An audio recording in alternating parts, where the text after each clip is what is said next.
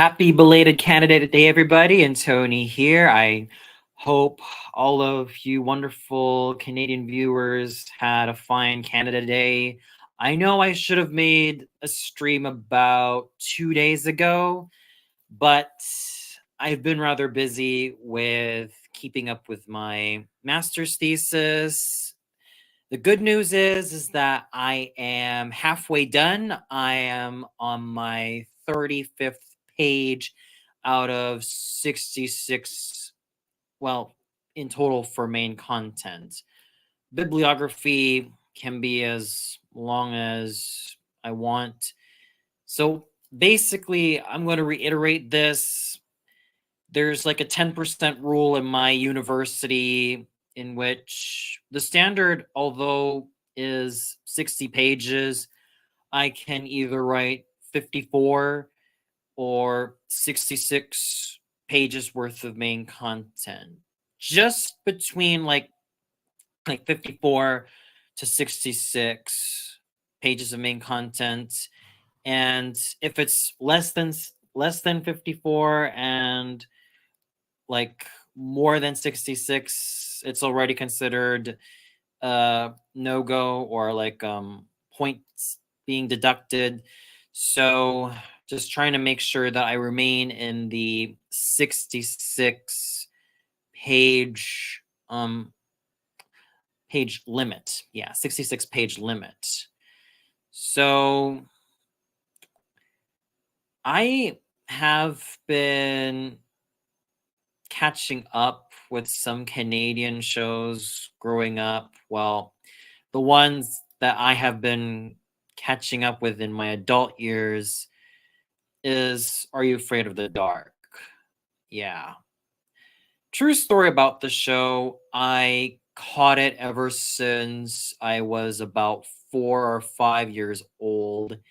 And it was quite a strong first impression on me. I remember one of the first episodes I caught was The Tale of the Chameleons, which I was surprised to know that the Maori twins, Tia and Tamara Maori, were the guest stars of that particular episode.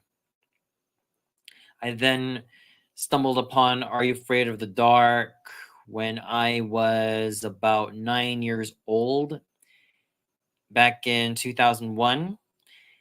And I'm still happy to know that the show continues to hold up to this day. I know that some of the effects of Are You Afraid of the Dark are a bit dated by today's standards. I know that some of the acting can be a little bit on the all over the place side. But if you take those flaws away about Are You Afraid of the Dark, it's still a very damn good show. I would say that it's one of the best family horror anthology shows ever, and not just one of the best Nickelodeon shows of the past.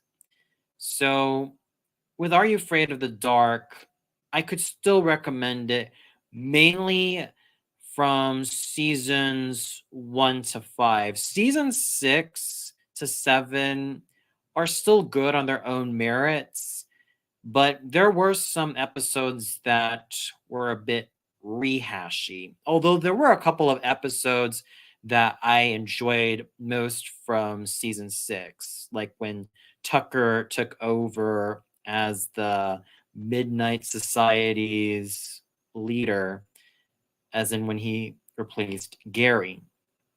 So, 2 episodes, or maybe even a little bit more. The ones that held up to me are the Tale of the Misfortune Cookie, Tale of the Virtual Pets, Tale of the Forever Game, and that episode that dealt with like the ghost of an extremely dejected lover. I think that's called Tale of like the Tale of the Secret Admirer or something like that, something along the line. It had Asia Vera as the leading heroine, and she was quite lovely back in the day. She was absolutely lovely. The young lady who played Maggie from that particular episode, she was absolutely lovely. And I also realized that a good number of Are You Afraid of the Dark actors also appeared on other shows, most notably Arthur. I mean, if you've watched the show on PBS Kids, you will have automatically realized that a majority, let alone all the main characters, are voiced by Canadian voice actors, like Sonia Ball being one of the notable examples. And Michael Yarmush, he also had a role on Are You Afraid of the Dark as Jonah from the Tale of the Manaha. So there were some notable alumni of Are You Afraid of the Dark that also had a go at being on Arthur. I mean, let's also understand this, that Jodie Restler, who was Kiki from Are You Afraid of the Dark, she was also Francine from Arthur. She has a very noticeable voice that I particularly love. It's a sort of creamy mezzo soprano voice that makes her pleasant to the ear. And did you also know that she is an R&B and pop singer? And she manages to use those vocals superbly. I've heard her in a couple of songs, and she definitely has one of the finest voices ever. And she really owned it as Kiki. Not to mention Rachel Blanchard, who played Kristen. She also played Cher on the Clueless television series. Yet another show I grew up with during my younger years. And Kristen was also one of my favorite Midnight Society members. The fact that she entered with costumes and props to accompany and heighten the stories that she was telling was absolutely brilliant. And Rachel Blanchard, wow, she is such a darling. She was such an absolutely gorgeous lady. I never met her in person. I never met any of the Are You Afraid of the Dark cast members in person. I would love to one day. But from what I've been hearing from a good number of people, I think they are quite cool. I mean, Patricia Miranda, I think she might have met up with a couple of Are You Afraid of the Dark alumni. And speaking of Are You Afraid of the Dark alumni, what's also interesting about some of them was that they also had a go at voicing anime characters, most notably in Beyblade. Daniel DeSanto, who was Tucker, he had a go at being or voicing Ray from Beyblade, the original series. I never really got into Beyblade. Sorry to all the Beyblade fans in the comments section, but it was enjoyable. I'll give it that. But it wasn't really for me. I at least found the concept of extreme spinning tops rather fun. But other than that, it was never for me in the first place. Although it's still fun in its own special way. Interestingly enough, the main boys of Beyblade, a great number of them were also voiced by Seiyu. Like the voice actress or the female seiyuu voicing Tyson, he was voiced by Motoko Kumai, who also voiced Lee Shaoran from Cardcaptor Sakura. And yeah, out of all the character voices that I know from the English dub, Daniel DeSanto was one of them. And after that, he also had a go on Mean Girls. And I think there were also some other voice actors who had a go at being on Mean Girls, especially Kristen Bone, who voiced Zoe from Roly Poly Oly. Again, another Canadian childhood classic. It has its charm. It has its fun and sense of wonder, and it's a really sweet show. Roly Poly Oly is yet another sweet show that I enjoyed from our neighbors up on the north of the border. Yeah, another very sweet show. Committed. I also caught the show on Disney Channel Asia growing up.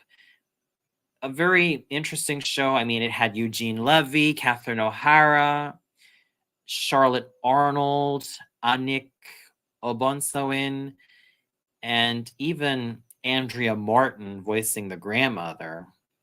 And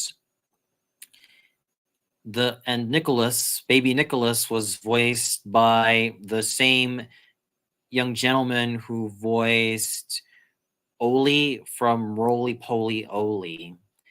I forgot his name. I'm gonna do a quick search on the young gentleman who voiced Nicholas from Committed. Hold it right there. Because Cole Kaplan. Yeah, Cole Kaplan. He was quite the child voice actor during the 90s, and he voiced Oli from Roly Poly Oly, and even Nicholas from Committed. So I don't know what on earth he's doing these days. So let me try to check out what's going on with Cole Kaplan, because I'm pretty sure that, oh wow, so he started out very young. He started about 8 years old. Something tells me that he probably might have gone on to college, after his tenure as a very young voice actor. I think that's the fate of a lot of young former voice actors who could, or who have matured out of their voice acting years. I don't know if he's done any more. Yeah, the last piece of work that he's done, as at least according to IMDb, is Jimmy Two Shoes. I never got into Jimmy Two Shoes that much. I was already a 17-year-old teenager, and I was still at that phase where I was praising the absolute heck out of anime and just kind of turning a little bit of a side eye toward Western animated shows. Although I did have some reservations with some of the Western animated shows, but it was complicated. It was complicated when I was at that youthful age, so to say. So the last piece of work that Cole Kaplan did was Jimmy Two Shoes, and that was for like one episode. I'm pretty sure that he went on to college and did something else and ended up having a more, let's just say, private life, and one that I think we as decent people should respect. Now, Kristen Bone, Oh, wow. Yeah, Kristen Bone is like 4 months younger than me, almost 4 months younger than me. And she also had a role on Mean Girls. Wow. And I'm surprised to know that she was born the same year as I am. I'm really that surprised because I almost thought that she would be a little bit older given the fact that she had a role on Mean Girls and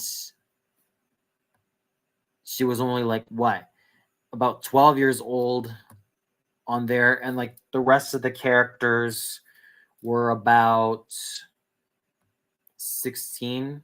Well, Lindsay Lohan was 18 years old during her time on Mean Girls. So, yeah, I think after her time on Mean Girls, she probably went on to probably continue on with school, which is totally cool. So I don't know if she has continued doing acting or stepped away from it as far as I'm concerned. Yeah. Oh, this is another Kristen Bone. Yeah, the one from Roly Poly Oly, and as I also researched, she also had a role on Goosebumps. Okay, I will admit that Goosebumps has its charm, it has its dryness, it has its wryness, and its balls to the wall sense of just scaring viewers, and also has that cynical edge to it that I kind of find rather endearing about Goosebumps. But when it comes to the consistency of the stories and the acting and the performances, I'm still gonna stick with Are You Afraid of the Dark? I will say this about Goosebumps though. Goosebumps still has its moments. I still enjoy some of the episodes on there. I've even managed to rewatch a good chunk of the episodes. And the thing about Goosebumps that I still like is this, yes, it still has that charm to it, that dark sense of charm. But when it comes to the completeness, like the writing, the stories, and the characters, and even the acting, Are You Afraid of the Dark pretty much blows Goosebumps out of the water. That is for darn sure. Okay, so what else did I catch? Total Drama Island. Oh, yeah. I'm pretty sure that a good number of my viewers right here will know that Total Drama Island is a show that, yeah, I'm sure that they have caught. I'm sure that they have been following for a very long time, and one that I'm pretty sure a lot of us have either sort of a love-hate relationship to it, or just indifferent to it, or just love it all the way. For me, it's complicated. My whole viewing experience of Total Drama Island is complicated. I like the show whenever I'm having a shitty day, but then there are times where I could just find myself screaming at a lot of the characters. And I would even find myself screaming at Chris McLean for just how much of a mega douche he is. So, and some of the characters are actually quite fun. And Total Drama Island's whole premise, I get it. It's like an animated reality show. It's meant to parody Survivor.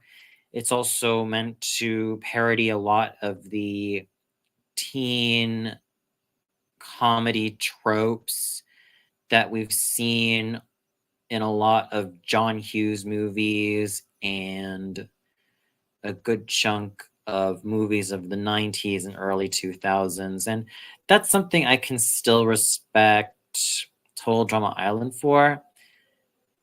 But sometimes there are characters that tend to grate on me.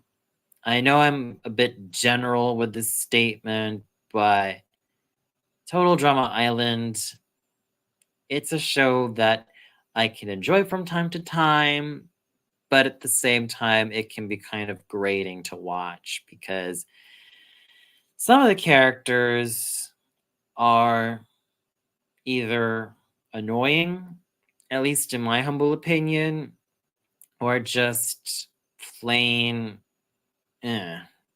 But there are some I actually like. There are some I actually enjoy. I mean, I do enjoy Gwen. I like Trent. I like their relationship. They look absolutely lovely together. I also like Jeff and Bridget together. Heather is a character I really love to hate. I definitely love to hate this bitch to death. Simple. Because she knows she's the queen bee bitch, and she knows she can ruffle some feathers, pull some feathers, and just have a ball with it. What more can you ask for when it comes to someone as deviously delicious as Heather? Owen, yeah, he kind of does get on my nerves. He gets on my nerves. Lashana was absolutely fun. I don't know what it is. What's it about me and me like fancying these sassy black women characters? I mean, look at me. I love Mammy Two Shoes from Tom and Jerry. But with Lashana, and I know what you're thinking. Oh, you're being racist. You're being racist. How dare you say that? Cool your jets, ladies and gentlemen. Cool your jets. I know this is the 2020s, but we just need to calm down for a while, okay? But yeah, Lashana. She was a character that stood out to me the most. I enjoy her presence. I really enjoy her sass. I enjoy how she's not going to take crap from anybody. She rocks. Lashana definitely rocks. Eva, oh man. Another character who stole the show for me. Her her single-minded quest for revenge against those who voted her out and her tough, strong girl persona. Oh boy. Just plain amazing. Yeah, and Justin. Oh man, what a douche. What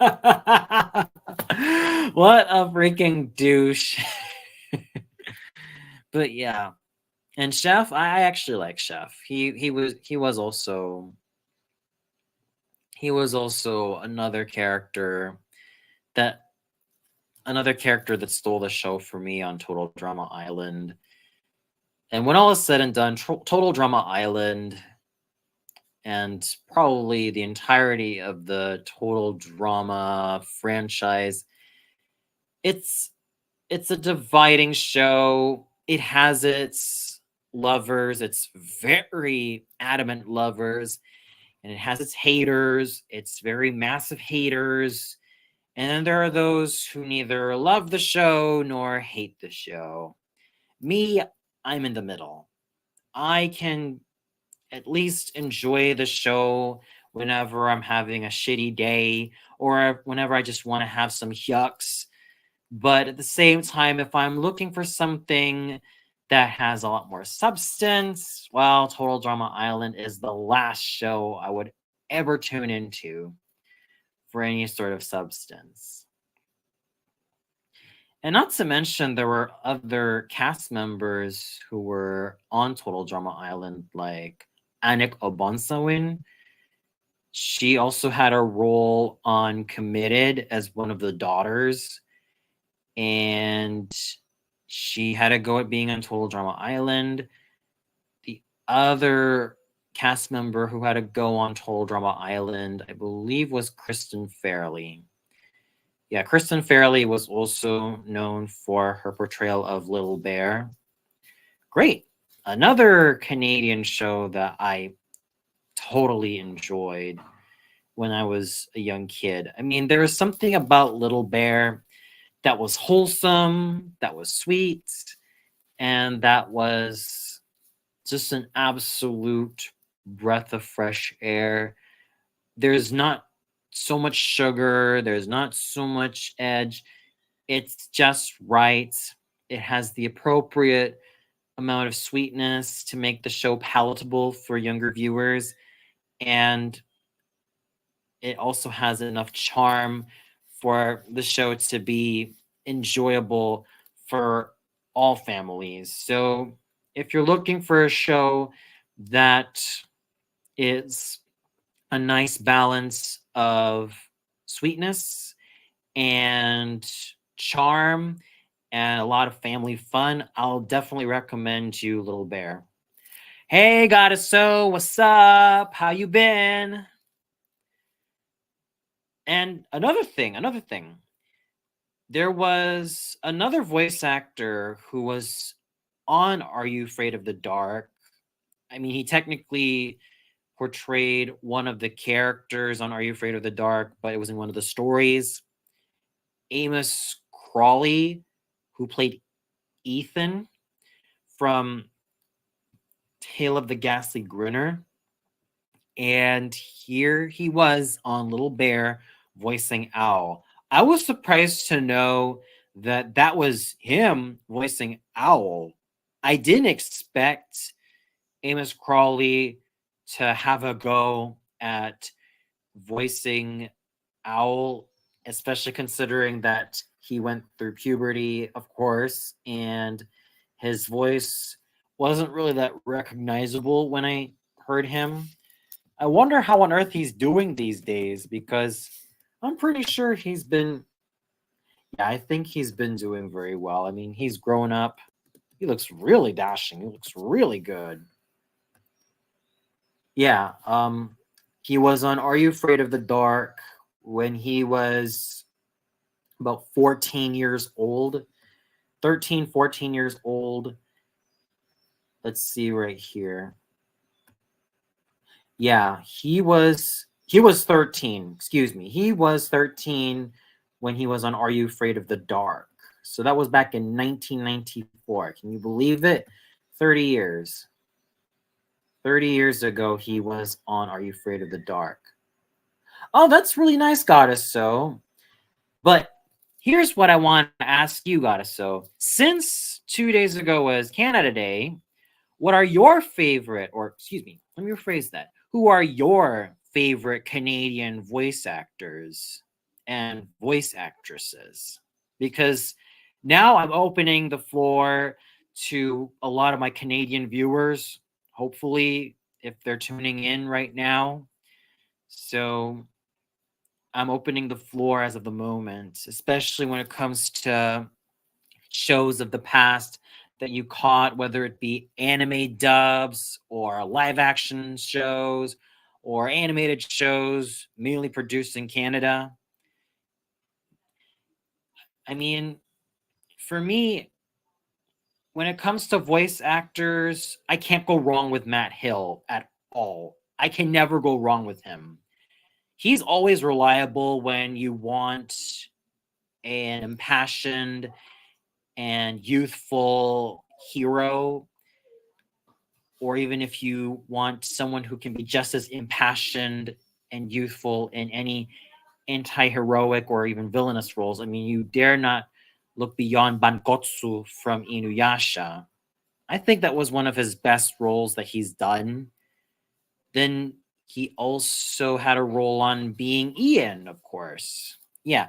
And we all remembered Matt Hill as the voice of Ed from Ed, Ed, and Eddie. Yeah, surprise, surprise. That show also had a great deal of Canadian voice talent from Matt Hill to Sam Vincent to Tony Sampson, and even to Janice Judd. Wonderful, wonderful. Christian Potenza and Peter Kalamas. Yeah, Peter Kalamas. He was also on Ed and Eddie. And the thing I've also admired most about Peter Kalamas is his vocal range. I mean, he is one of the many Canadian voice actors who I would crown as man of 1,000 voices. This is a gentleman who could voice Rolf and provide him with that nasal, high-pitched voice from Ed, Ed and Eddie. And then he could have a go at Stinger from Super Duper Sumos. And he was even one of the voice actors for Goku from Dragon Ball Z. Okay, going to Super Duper Sumos. Oh my god, that show. That damn show was stupid beyond belief. Massively, massively stupid. You have these sumo wrestlers who use their buttocks to attack any villain of the week or monster of the week. Let me rephrase that. And there's a lot of ass jokes, fat jokes, and jokes that are just bloody immature. It's kind of crazy, really, because the show is also full of talent that I actually enjoy. Aside from Matt Hill, there was also Kusa Mankuma, who was also, I believe, Blue Mankuma's son. I believe who voiced Mamu. Matt Hill voiced Buma. And the gentleman who voiced Chemo, I think his stage name is Ben Hur. But I know that the girl who voiced Prima was Chantal Strand. Now, Prima was really one of my favorite characters on Super Duper Sumos. I think she really made the show kind of cool, and she was very level-headed, despite her being like half the Sumo's age. I mean, she's about 12 years old, and the Sumos are about 18 years old. So let me do a little bit of research. Yeah, because I caught the show on Disney Channel Asia growing up. It's kind of surreal just how stupid this damn show is. It's just, well, I wouldn't say surreal, but it's just stupid. It's just plain damn stupid. Oh, excuse me. Ben Hurston. Yeah, Ben Hurston. Yeah, that's very interesting, Goddess. I'm surprised to know that Peter Kalamas also did some voice work from Hunger Games. Don't know if he really did, but I'm going to check it out myself. So yeah, we had Matt Hill, Ben Hurston, Kusaman Kuma, Chantal Strand, Richard Newman. Yeah, he was also born in the States. Matt Hill, he was yet another okay, so he was actually born in British Columbia. Yeah, he was born in Vancouver. So let's see right here. Richard Newman. Yeah, it's surprising to know that he was born in the United States. I think he's been dividing his time between the States and Canada, but he was mostly working in Canada. Oh, okay. Michael Dobson. He was also yet another voice actor on Super Duper Sumos. He voiced Genghis. Okay. Richard Newman was Wisdom Son. Yeah. And then Peter Kalamas. Yeah, he was born in Australia. And there was another fellow countryman who was also Aussie born and Canada raised and pretty much established himself in Canada. Scott McNeil. Yeah. So Peter Kalamas and Scott McNeil, they're both Aussie born, but they've also made their careers in Canada. Yeah, Sonny Strait and Rob Paulson are from the United States, but I get where you're coming from. That's pretty interesting. Better look into Peter Kalamas's voice work because Now that you mentioned, I don't know if it's really from the video. Okay. I don't know if it's really from the video games. No, I don't think he really voiced it from the video games, as I found out. Yeah, I don't think any of them voiced anything on the video games. Maybe it must be one of your Dreamcasts got us so. I think this must have been one of your Dreamcasts. So anyway, going back to Super Duper Sumos, it was one of the dumbest shows I've ever watched. Absolutely stupid. I mean, it was entertaining when I was about 10 years old when I first caught it. But as I grew up, I started to just accept the fact that Super Duper Sumos was stupid. It was kind of brain rotting, and it was infantile. Absolutely infantile. I don't know. It's just one of those shows that make me realize that despite it being kind of stupid and childish and infantile, it's still a show I kind of enjoy begrudgingly because it's got a stellar cast. Some of the jokes can be quite funny. Some of the characters can be quite endearing. I mean, Prima, despite her not being like one of the deepest characters or any of the characters that I find myself particularly rooting for, she's still likable. She's still charming. Wisdom Son was also quite fun as a character. The villains, especially Dr. Stinger and Genghis, they were just as just as fun to watch. Oh yeah, Genghis Fungus, absolutely fun. Oh, and yeah, Kathleen Barr, Ian James Corlett, they also had they also had roles on there, and Colin Murdoch. Oh man, oh man, even some like actors like Cam Clark and Kevin Schoen, they also had roles on there on Super Duper Sumos. Um, yeah. But going back to, and of course with Matt Hill, yeah, Matt Hill is definitely a voice actor that I admire so darn much. His vocal freshness, as I like to call it, makes him pleasant to the ear, whether he voices these hilarious roles or whether he does roles that call for a little bit more drama. He can do it, and he does so with aplomb and brilliance.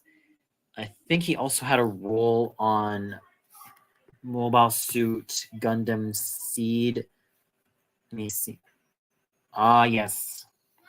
He voiced Kira Yamato. He voiced Kira Yamato from Gundam Seed. That's how I also got to appreciate his range a lot more. He has an exceptional range. Absolutely exceptional. Whether he voices young boys or teenage boys, young men, he can do it, and I definitely salute him for it. He was just absolutely amazing in these type of roles that call for youth and a whole lot of passion. So, another voice actor that I like is Samuel Vincent. And Samuel Vincent is yet another voice actor that I can attest is versatility incarnate. Massively versatile. Sure, he can voice comedic characters like Double D from Ed, Ed, and Eddie, but he can also have a go at more serious roles like Athran Zala from Gundam Seed, which I think is one of his finest roles. He's also had a great number of roles on Inuyasha. However, there's one role that I was not a particular fan of when it comes to Samuel Vincent, and that is his portrayal of Hikaru from Hikaru no Go. Now, I know that Ocean Productions has a steady and strong track record when it comes to anime dubs, especially in Canada, specifically Vancouver. I mean, I can never go wrong with their dubs of Mobile Suit Gundam. I even like the Inuyasha dub and Rama One Half as well. And Black Lagoon. Black Lagoon is absolutely amazing. When it comes to Ocean's dubs, Black Lagoon is top tier. It is gold medal standard incarnate. It is the A plus. It is the absolute creme de la creme of ocean dubs that has been produced, and that's how you win. That's how Ocean Productions won my heart. Okay, very very interesting, Goddesso. But going back to Hikaru no Go, Hikaru no Go is one of those shows that suffers from miscasting. It is just a shame that a good chunk of the voices did not match the characters. And it's one of the efforts that Ocean Productions did that left a lot to be desired. Because with Hikaru, I mean, he was supposed to be like what, a 12-year-old boy? And in the original dub, he was voiced by Tomoko Kawakami. But when Samuel Vincent voiced him, he doesn't sound like a 12-year-old boy at all. He sounds like he could be in high school. He sounds like he could be in like first year college, as far as I'm concerned. That doesn't sound like a 12-year-old boy to me. And if I were in charge of the casting, I would never have casted Samuel Vincent as Hikaru. I would have really casted either Saffron Henderson or Rebecca Schweikert, because Henderson and Schweikert had more credible young boy voices. And I'm pretty sure that they could have at least stood toe to toe with Tomoko Kawakami as Hikaru. The other voice actor that really was ill-fitting for voicing one of the characters from Hikaru was, of course, Scott Perry as Akira Toya. I don't know why they casted him to voice Akira Toya, because Sanae Kobayashi, when she voiced him, she actually gave him a little bit of focus, that icy focus, like presence to the voice. But when Scott Perry voices him, he almost sounds as though that he were trying to sound like Ernie from Sesame Street. And that's a huge shame. This is one of the dubs that I'm really not a fan of. And then you got Brad Swale voicing Fujiwara no Sai. I don't know what is up with the casting directors telling him that he should go the flamboyant route. It just sounds questionable, and it just sounds kind of silly. Unintentional camp right there. The only one that actually fit any of the characters was Chantal Strand as Akari Fujisaki. And she's actually a toe to toe with Yumi Kakazu as the original Seiyu. Yeah, Keith Miller as Kimihiro Tsutsui, decent, but I expect better. Andrew Toth is okay, really. Yeah, Kathy Westerlook, she was actually good as Yuki Mitani. And so is Christian Air as Shinichiro Isumi. Matthew Erickson, he's decent, but I kind of think that he could have been given to a little bit more of a voice actress who could match Reiko Takagi, as far as I'm concerned. So Hikaru no Go's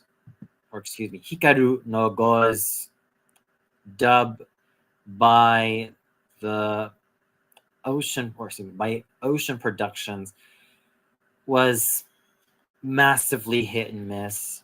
It's not really one of their best efforts, and I wouldn't recommend listening to it unless you want to listen to Hikaru no Go in English. Another miss from Ocean Productions is their dub of Card Captor Sakura. I mean, they renamed it as Card Captors, and Carly McKillop doesn't even sound like a proper 10-year-old girl. She sounds like she could be a little bit older in terms of her performance as Sakura Kinomoto. Interesting, Goddess. Absolutely interesting that you bring up Mike Myers. Yeah. He's also funny when given the right material. But yeah, another Ocean Productions dub that I am not a huge fan of, the Card Captor Sakura dub. So yeah, when it comes to Ocean Productions dub, I think you could do yourselves really good favors with their efforts on Black Lagoon, which I will always argue is their best dub. And some of the Takahashi works like Rama One Half and Inuyasha, although if you guys know me and Rumiko Takahashi, it's a bit of a hit and miss relationship that I have with her, and there are definitely some works that I'm not a particular fan of. So, but it's neither here nor there. It's just that with Ocean Productions, yeah, it's basically you basically need to be very wary of which dubs are credible, which dubs can be worth your time, and which ones can bring out the more credible performances. Because if you choose certain titles that leave something to be desired, like the Hikaru no Go dub, you'll probably realize just how disappointing the dub is. I mean, Samuel Vincent, as I stated before, sounded a bit too old and a bit too mature for Hikaru. Brad Swale, I love Brad Swale, but his voice work as Fujiwara no Sai was campy. Massively campy. But like I said, Chantal Strand and Kathy Wesselook, those were the voice actresses that did well on their roles. They were the ones who were actually credible in their respective parts and who I think were the best actresses. And speaking of Chantal Strand and Kathy Wesselook, I did catch a little bit of My Little Pony Friendship is Magic. I still enjoy it. I still kind of enjoy the show. I do kind of owe it to myself to look at its Christmas episodes one day, maybe Halloween as well, because it's been a while since I've touched any Halloween episodes. So it's been kind of a while since I've been trying to have a go at My Little Pony Friendship is Magic. It's as much of a cult classic as Adventure Time is, and even Regular Show is. I mean, it kind of does show me that the 2010s were pretty much an exciting renaissance of shows that I didn't expect viewers to really flocked to. I mean, the Hub Network with My Little Pony Friendship is Magic, like drawing in viewers from all across the pond, whether they be guys or girls. The fact that it also catered towards guys was kind of crazy. And no, I'm not a brony. I am not a hardcore brony. I'll never be a brony, but I can appreciate My Little Pony Friendship is Magic for what it is. It's a soothing show on its best days, and I think it's less saccharine and less sugary than its predecessors. So if I want a My Little Pony show that I can at least enjoy, I wouldn't really mind watching and rewatching My Little Pony Friendship is Magic. I wouldn't mind it at all, really. I mean, it's a show that can balance um, feel good sweetness with good writing in its best days. Not to mention the sisterhood between Princess Celestia and Princess Luna is absolutely awesome. And this show is also quite the hit in Japan. I mean, did you guys know that Princess Celestia was voiced by Kikuko Inoue? Oh, yeah. One of the finest veteran voice actresses, known for voicing our dear old mumsies and sweet Yamato Nadeshiko older sisters and caring teachers. That's Kikuko Inoue. She's a very fine lady. I never met her in real life, but every time I listen to Kikuko Inoue's roles, all I could say about them is she's a fine lady. She's a fine lady no matter what occupation she is, whether she be a mother or a teacher or a mentor. Her roles can do them all.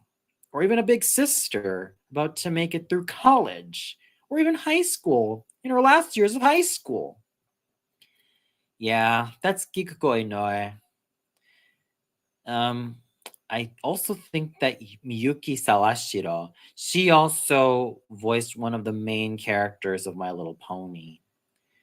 Yeah, I never met any of the main cast, but what I also recognize from the show is that this was also the show that also put Andrea Libman on the map as both Pinkie Pie and Fluttershy. She was known as like the third voice of Madeline, and she also had a nice career as a child actress, and then she came into her own as a voice actress. Same goes for Chantal Strand. She also had a lovely career as a young voice actress, had a go at being an on-screen actress in select roles, but she was mostly behind the mic. So Chantal Strand, I never met her in real life. I'm Facebook friends with her. I think, yeah, I'm Facebook friends with her. I follow her Facebook page. She's absolutely lovely. Absolutely, absolutely lovely. And another noticeable voice actress from My Little Pony Friendship is Magic, Shannon Chan Kent. She is also an opera singer, a trained opera singer, as in she's a lyric coloratura soprano.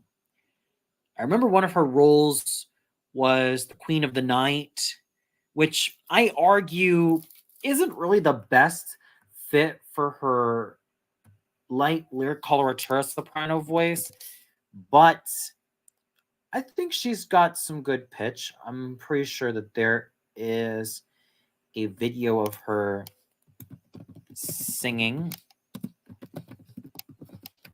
Hang on. Oh, wow. She even had a go at being on Beauty and the Beast. So let me check out, because I know that she also had a role on. She also had a role in opera. She had. Hang on. Yeah. because she was also a trained opera singer. Ah, here she is. So give it time for it to load. Okay. Yeah, I'll have to log in. Just give me a second, folks, because this is going to be rather interesting. Okay. So here we go. Here we go. Share the screen. Yeah, she was quite fine as the Queen of the Night. So here we go. This is her as the Queen of the Night, ladies and gentlemen.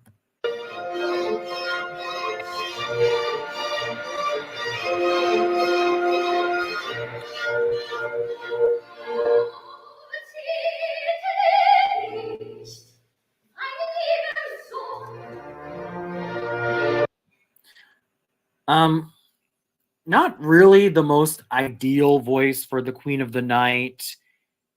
She can be a bit nasal in that part, but the stage presence is striking. It's striking.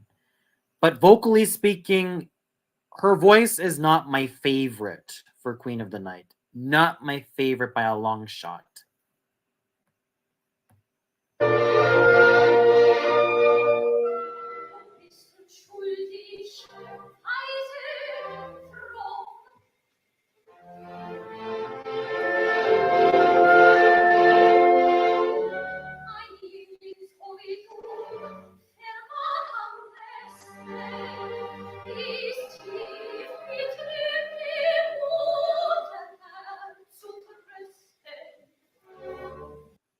Okay, so she can have a good go at those chest tones, but not like I said, not like I said.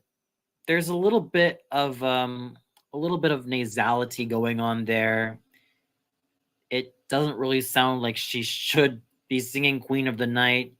She should actually be singing Serbinetta or Fiacchermili or even Papagena.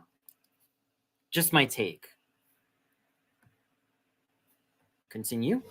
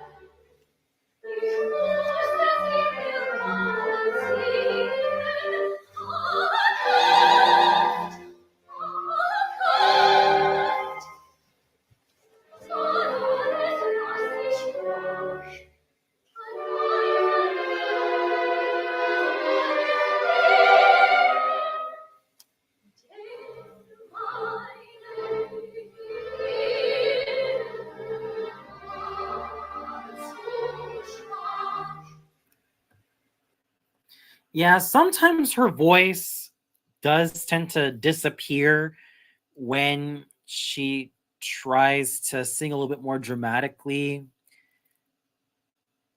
But like I said, it's a voice that, although is not particularly suitable for Queen of the Night, it can have its moments. I mean, it's still a youthful sounding voice. It's still a voice that, although not the most sizable, it still can have that silvery edge to it, but not a voice that I would recommend for Queen of the Night at all. not by any stretch of the imagination. But I'm pretty sure she has also the high notes for it.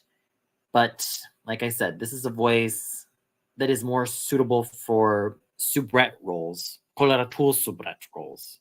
You know, your Yum Yums, your Papagenas, your Blonchens, your Gretels, Enchens as well, Serbinetas, Fiakermilis, heck, even the fairy godmother from Masnes Onflillon. Or even Urbain from Les Huguenots, or even Féline from Thomas Mignon. Those are roles that are way more suitable for Shannon Shan Kent if she were to continue singing opera.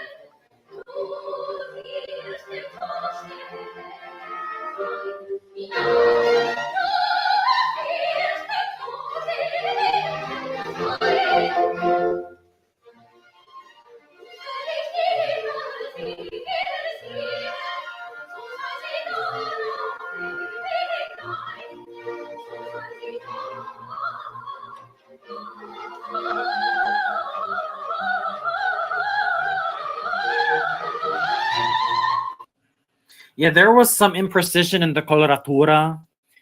There were some phrases where it got muddy. And of course, the nasality is ever present. But at least she tries to manage them. Let's see how she fares in the high notes.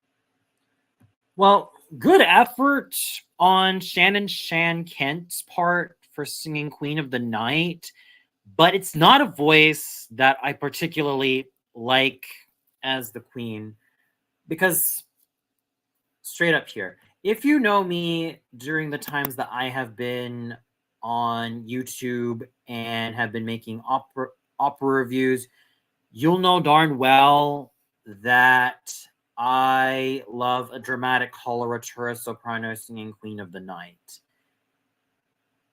Shannon Shan Kent is what the Germans would call a Koloratursoubrette. Her voice isn't really that sizable. It's a small voice. It's a voice that doesn't really have a lot of bite to it, but on its best days, it can be pleasant. But it's a voice that's not really that overly expressive, overly dimensional. And another problem that Shannon Shan Kent had is the nasality of her voice. She suffers from a bit of nasality on there, not to mention a lack of proper coordination. And well, it's not, I'm sure that she sang this in her younger years, so I'm pretty sure that she will have improved a lot more in her career because, as I said, it's a voice that's not really suitable for Queen of the Night. It's not a voice that I would recommend her to have a go at. by any stretch of the imagination. I think she would be better off singing a lot of the light lyric soprano roles or soubrette soprano roles. So I don't know if there is another piece of work that she sang in opera.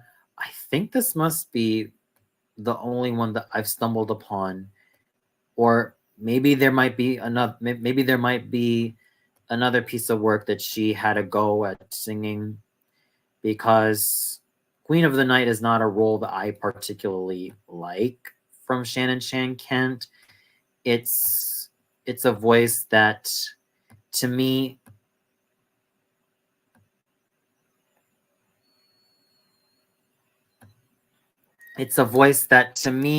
kind of lacks in additional size, lacks in additional dimension, and lacks in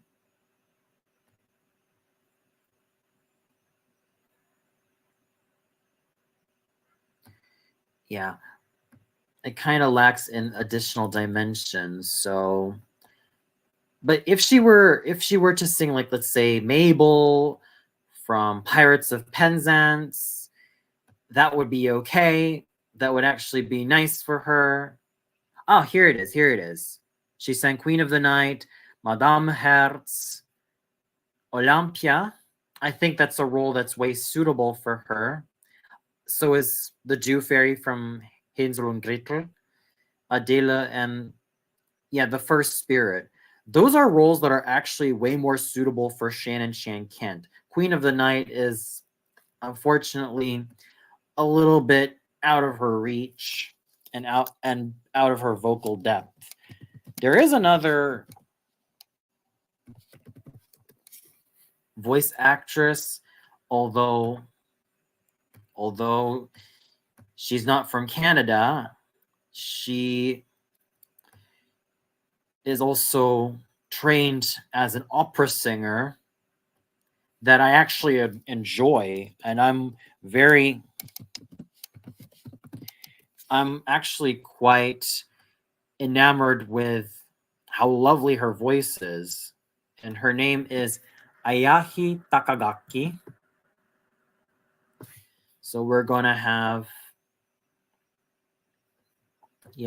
her voice is absolutely lovely. And the fact that she majored in opera singing when she was studying, that's another voice actress who also had a go at singing opera. So let me see right there. Yeah, just a second. I'm gonna have to find. Hopefully, YouTube does not go too crazy about copyright, because you know how draconian YouTube can be when it comes to its copyright claims. Yeah, whatever.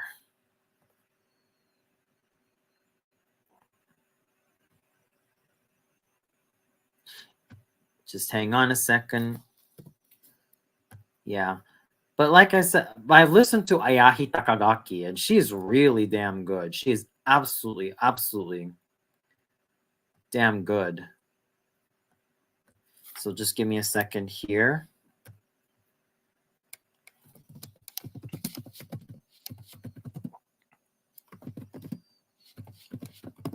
And I'm also astounded by how beautifully she could sing, because it's sort of a rarity to have Seiyu singing opera and then do so with such brilliance. Hang on.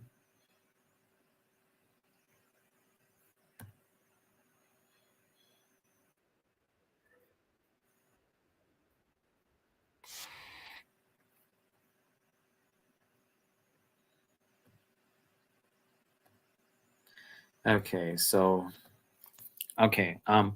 you'll have to listen to that for yourselves if you have a CD, or if you have Spotify, if you have all that. I'm pretty sure that you could listen to Ayahi Takagaki's really wonderful singing. So yeah, that's something that I've always enjoyed about, voice actresses like that. I mean, yes, Shannon Chan Kent might have had her vocal flaws, but at least she's still a charming young singer who's been coming into her own. And no, I'm not trying to shade her. I'm not trying to or anything. It's just my honest observation of what I've heard from her voice and what I've listened to her, because there have been finer singers for Queen of the Night. I don't want to waste a lot of my time naming them here, but with Shannon Chan Kent, she actually had a fine high F. I mean, it was quite nice to have her go at a high F. So that's sort of a consolation prize I could give her.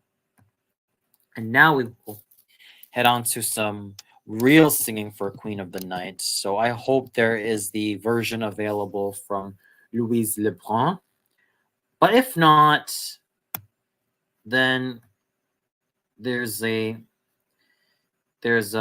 oh, there it is. Louise Lebrun singing O Zitre nicht, mein lieber Sohn. Here she is, Louise Lebrun from Canada. Also from Canada. So here we go again.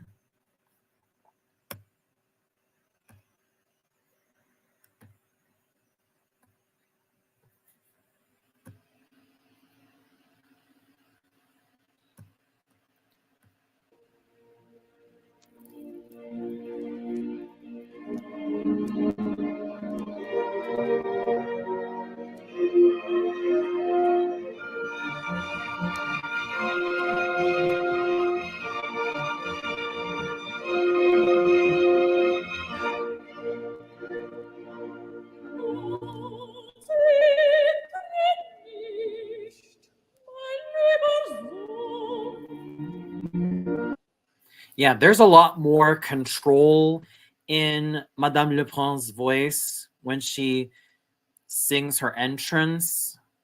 There's a lot more control on there, and there's a little bit more fullness. So this is a singer I actually would take a lot more seriously as the Queen of the Night, for darn sure.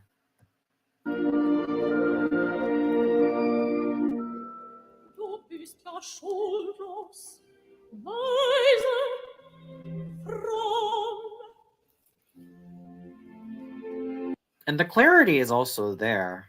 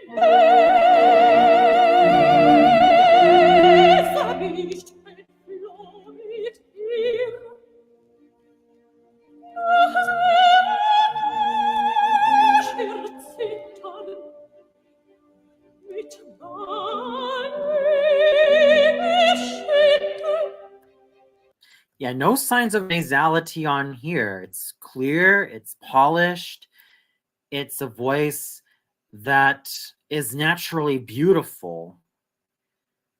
And it's a voice that I think is way more credible for Queen of the Night, despite her being more of a lyric coloratura soprano. But don't worry, ladies and gentlemen, don't worry. I'm pretty sure that there are other grander dramatic coloratura sopranos I'll find around on this tube of yours. So let's keep going.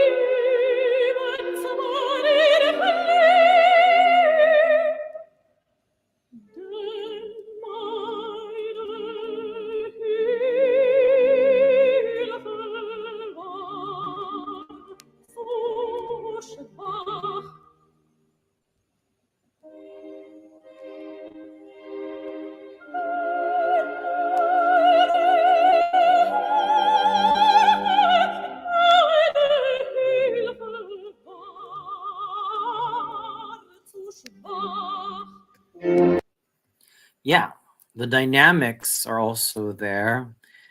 Sure, it could actually increase in a little bit more volume in the chesty area or in the chest tones. But other than that, it's still a fine instrument. It's still a voice that is naturally beautiful, naturally clear, no signs of force, no nasality whatsoever. It doesn't sound like a tinny voice. It's crystalline.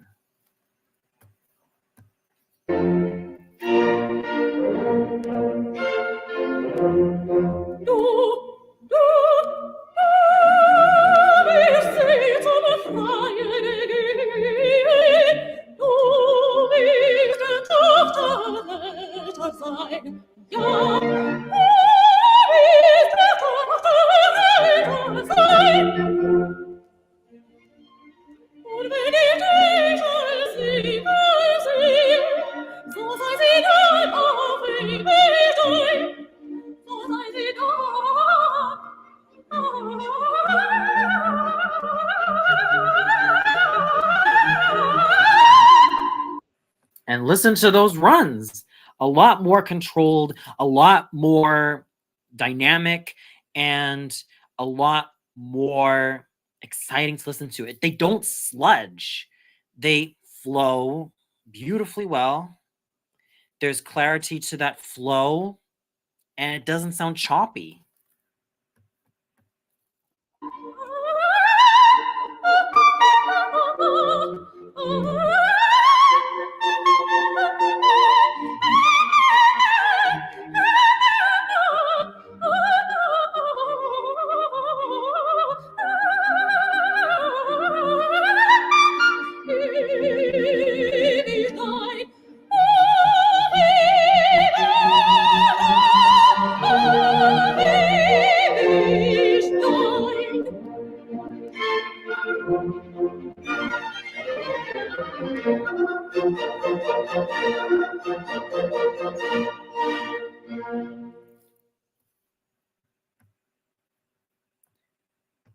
Now that is more like it when you hear a legitimate opera singer have a go as Queen of the Night. And yeah, Louise Lebrun, she was born in Montreal. Absolutely clear voice. It's a voice that I truly enjoy in a lot of these lyric coloratura soprano roles. She even had a go at singing Marguerite de Valois from Les Huguenots, which I would argue is a dramatic coloratura soprano role, but she sings it well. No, not just well, but excellently. So her voice is just naturally beautiful. It is naturally sizable. And it's a voice that I could still subscribe to when it comes to actual good singing or great singing. Now let's see, Sharon Kreisman, because she also sang Queen of the Night she's American herself, but she, I think, sang this role when she was in Canada, if I'm not mistaken. Hang on. Here it is. This was in Montreal or Montreal.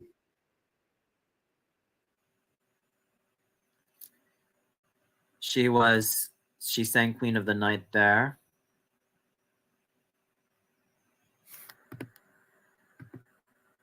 Hang on.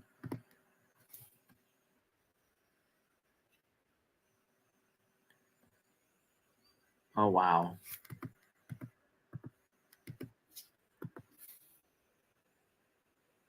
Mm-hmm.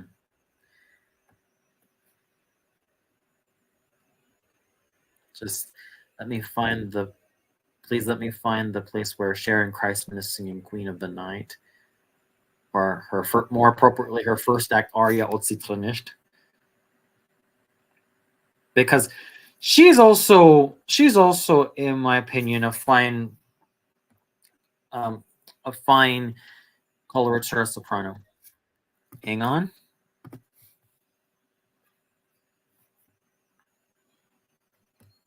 Here we go.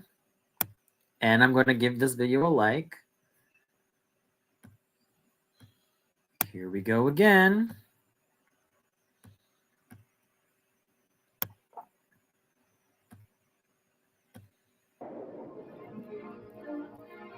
I love this production. I just love the scenery. Love the costumes.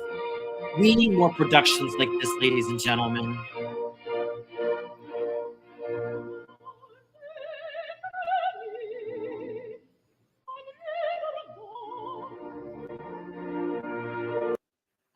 Yeah. And right there's the clarity. There's the vocal beauty. There's the size as well, which is something that I feel that every great Queen of the Night needs, because hello, it's a dramatic coloratura soprano role.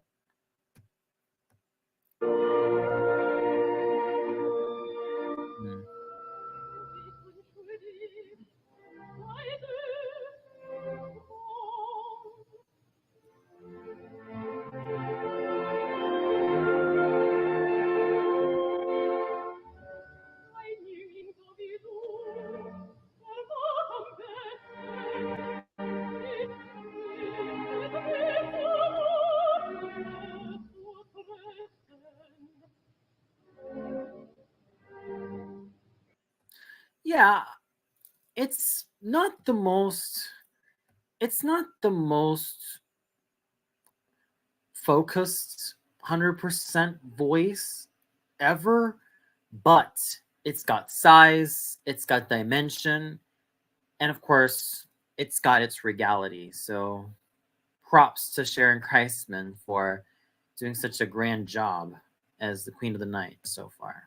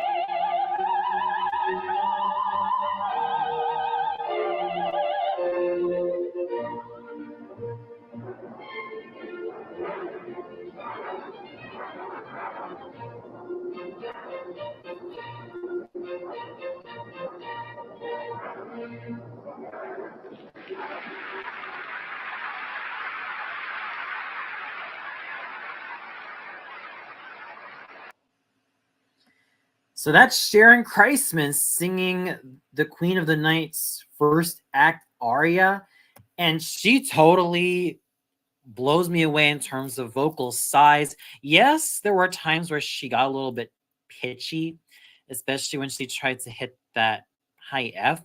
But other than that, the size, the beauty, and her vocal resources more than compensate. I think she got way better when she sang the Höllerwache, which is the second aria. So this also includes the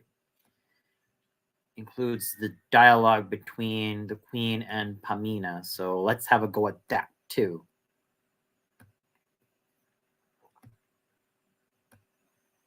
Because this is where I feel that Sharon Kreisman was really at her best.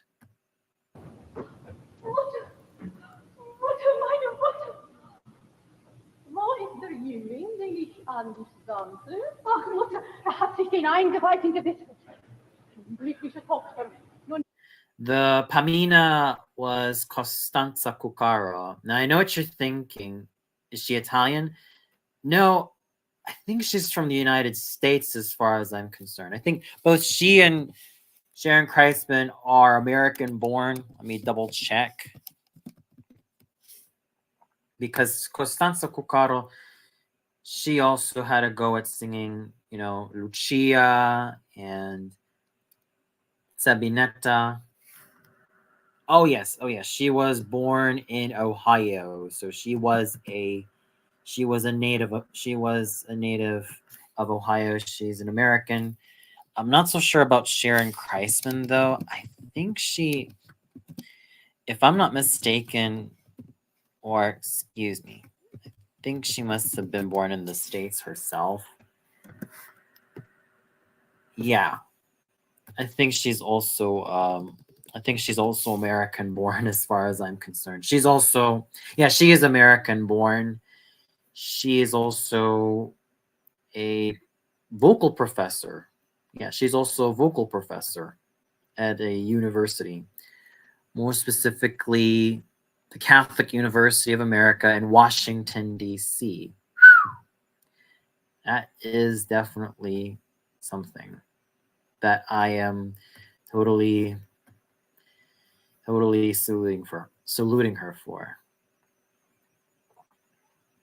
Yeah, she even had roles that she sang outside Queen of the Night. She also had a go at Ana Bolena. She also had a go at Rosalinda. She sang Madame Lidouane, Fior di Leggi, and Marta and Manon.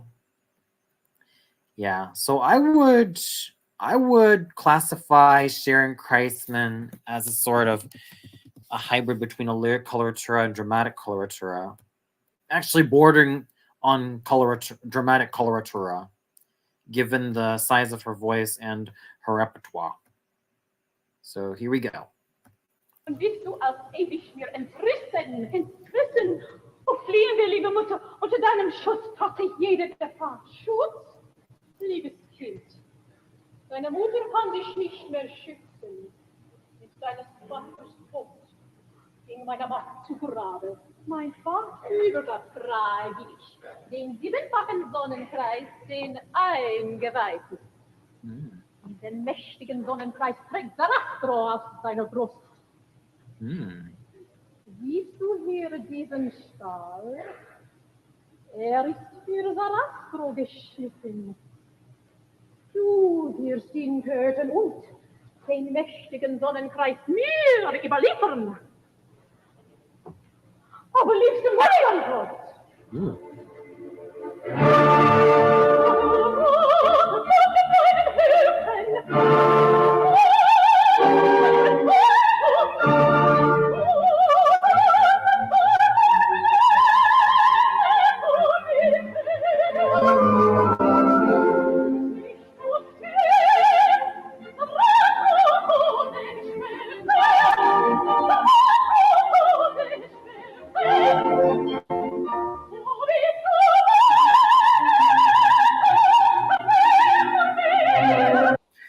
Yeah. I think it must be the recording technology back then that really did highlight the assets of Sharon Kreisman's voice. And here they are in full effect. It's the size, the sheer magnitude of that voice, and what we're going to hear later on, the flexibility. Sell it for me. Absolutely sell it.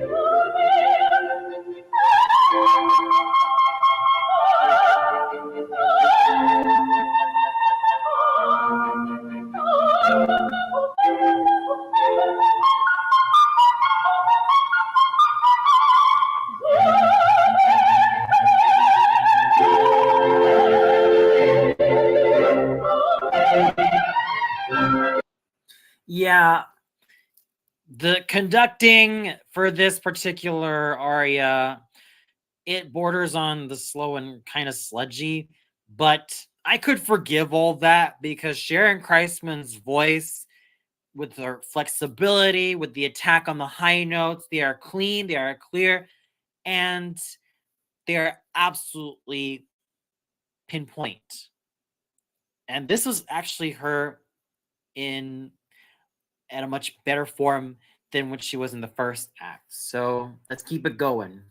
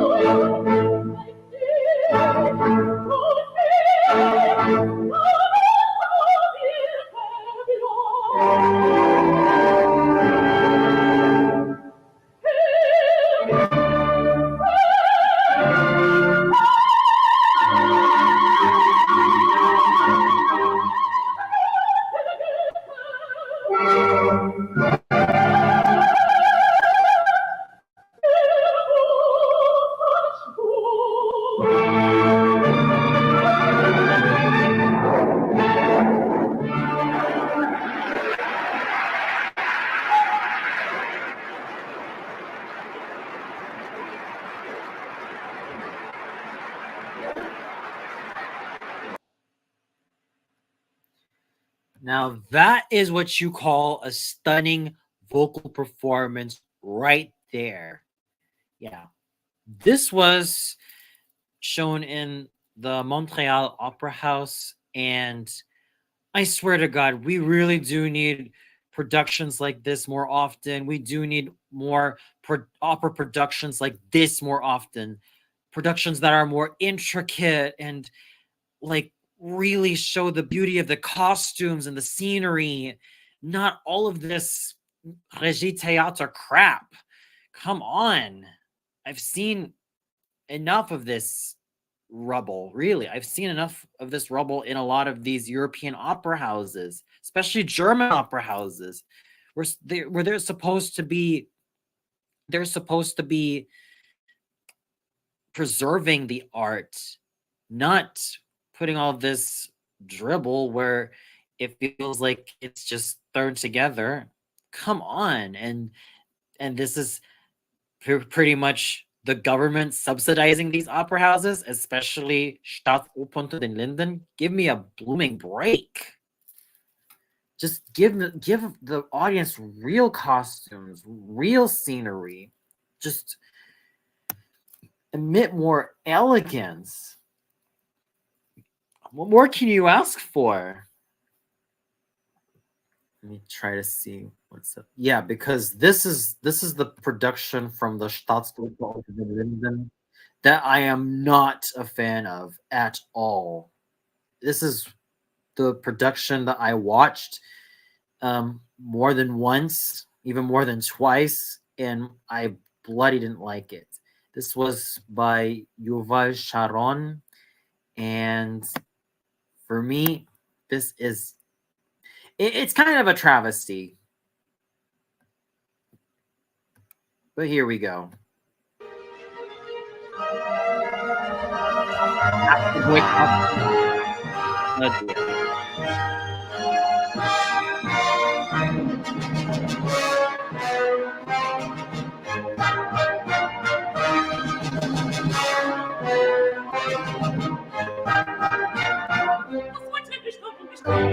No.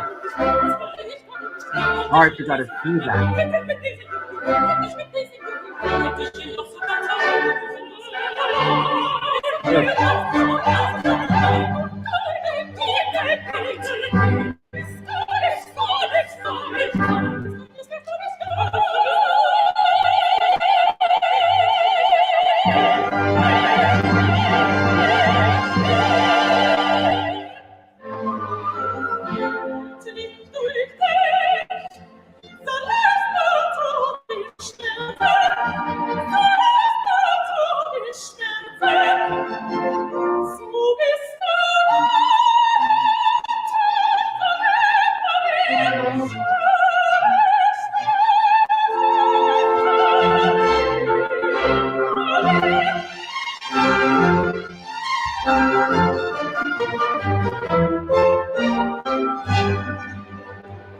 Oh boy.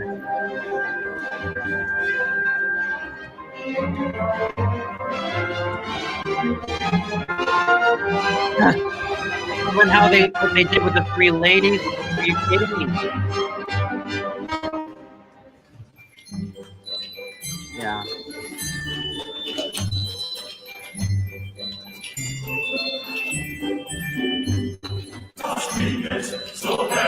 The singing, for the most part, can be good.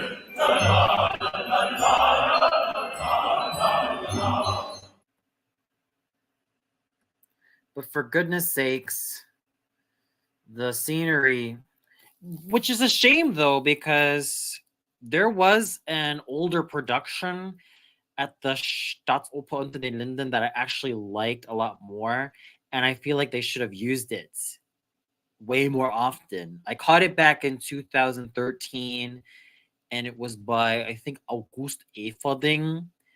That was the production that I liked way more, way more than this current Eurotrash dribble or Legitata dribble.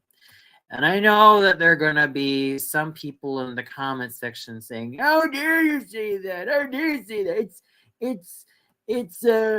It's some type of expressionist thing." Give me a break. I've kind of heard enough excuses from that already. Oh, and by the way, I'm pretty sure that a good number of you people are aware of this, but when I wrote my review of Rosenkavalier with Camilla Nylund and Emma Nikolovska and Shaban Stagg and published it on Facebook of all places, there were some people that got all butthurt. You know, tough. I got this to say, tough to those people, because at the end of the day, it's only my view, and then you choose to whine about me being quote unquote mean about certain singers. Come on. I actually loved Shaban Stagg as Sophie, and Andres Moreno Garcia as the Italian tenor. So I don't know what the hell is this hullabaloo going on. I've given my honest opinions about the singers, especially with Camila Nilun's, well, voice being rather past its prime, and Anna Zamuel, um, well, suffering from some vocal acidity when she was singing Marianne Leitmetzerin.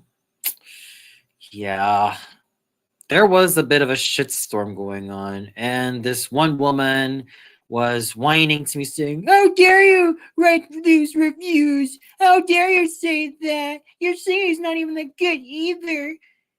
Yeah, this Lies van der Groyle woman, that was pretty retarded of her, honestly.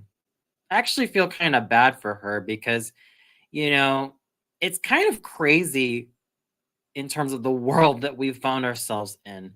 There are people who have just become so butthurt and just so triggered about, someone's honest opinions. And another, former Facebook friend, who's also a vocal instructor. I made some very pointed comments about Leontine Price and how she sounded on certain occasions. And she's like, "What were you talking about vocal flaws? That was a backhanded compliment that you gave her." Yeah.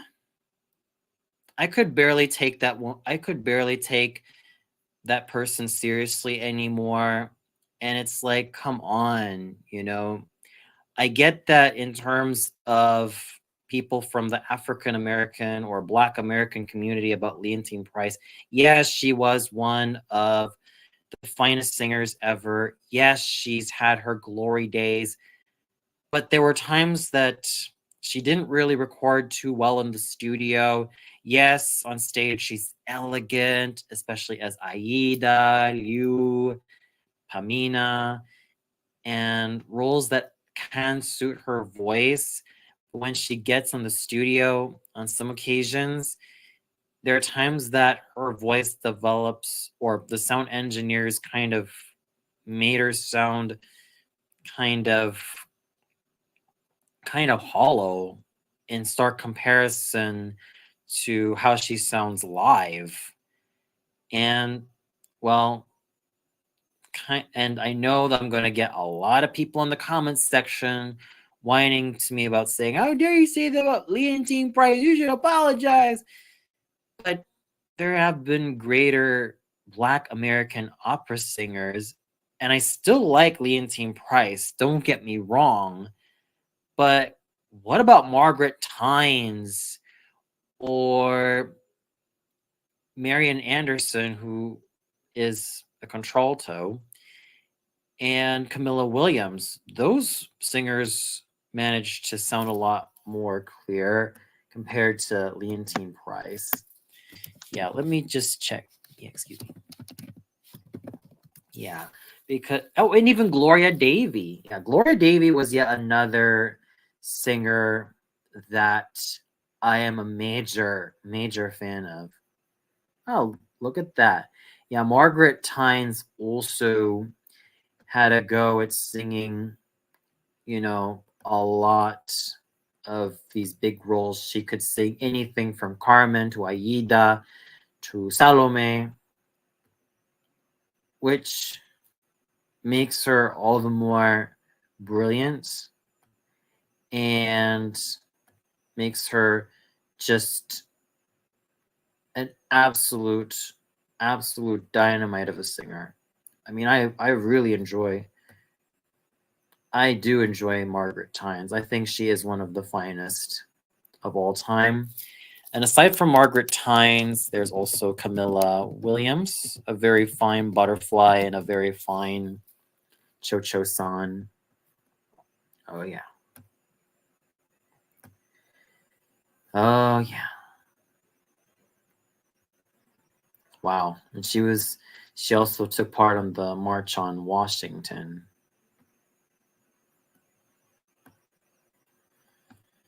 Oh, boy. And Betty Allen. I also love Betty Allen. She's a mezzo soprano, if you're not aware. So yeah. There are actually a lot of great Black American singers I love. Leontine Price I still love, but I can't go wrong also with Margaret Tynes, Camilla Williams, Betty Allen, Shirley Verrett, Grace Bumbry. Who else?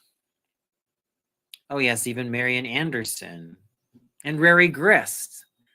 Oh, and if we're looking outside outside the United States, Christiane Adet-Pierre. I absolutely love her to death. In fact, how about we have a listen to her renditions of the Queen of the Night? She, as I've mentioned in my older videos, she is one of my favorite Queens of the Night of all time. So here we go. And Songbird Watcher, thank you so much for those awesome videos, sir. So here she is singing both O Zitre nicht mein lieber Sohn and the Hölle Rache, the Queen of the Night's 2 arias. And mind you, Christiane Adet-Pierre, yes, I know she's not Canadian. She was born in Martinique. Well, she was born in Martinique and lived in France. And yeah, she was pretty much a French coloratura soprano of Martinique descent. So enough of the pedantics. Let's have a listen at Christiane Adet-Pierre as the Queen of the Night.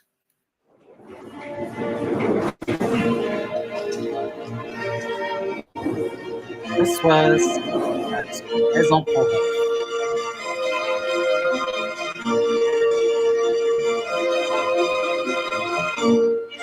Absolutely gorgeous.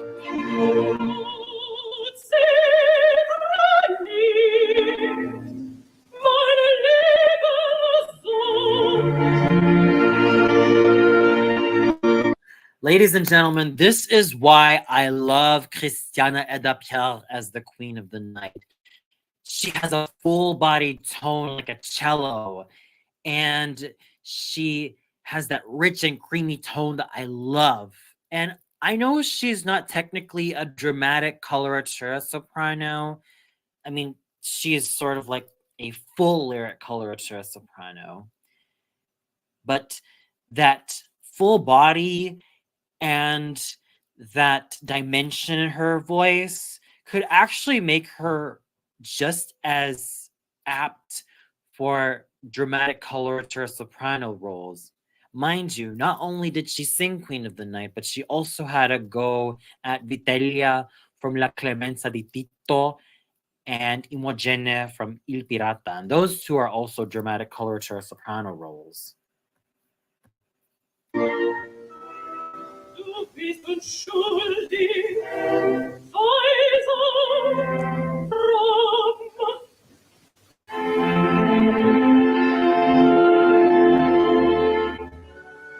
Ein Jüngling so wie du, vermag am besten, dies tief bedrängte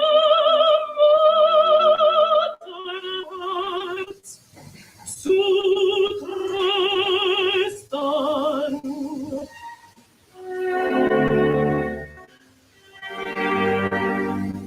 Yeah, listen to that nice depth of her voice. It's just to die for.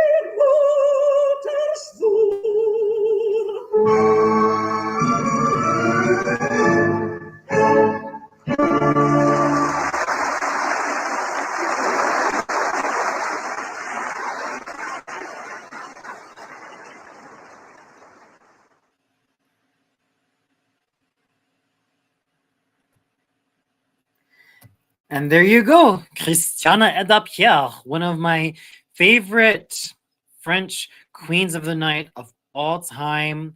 I really love that full body tone that she had. She really does sound like a veritable dramatic coloratura soprano when she sings roles like the Queen of the Night, Constance, Antonia from Le Comte of Man, Vitalia from La Clemenza di Tito, and even Marguerite de Valois from Les Huguenots. Those are the roles I really, really enjoy from Christiane Edda-Pierre's oeuvre as a wonderful coloratura soprano. I mean, that voice of hers is just truly amazing. It's clear, full-bodied, full-toned, rich, and sufficiently chesty to make the Queen of the Night a very credible character. And I'm also on the verge of like searching for other fine queens of the night. There's also Jennifer Rhys Davies, God rest her soul. She's also another queen of the night that I particularly love because she also has a lot of body to her voice. There's also that sharp attack that she possesses. Hang on a second.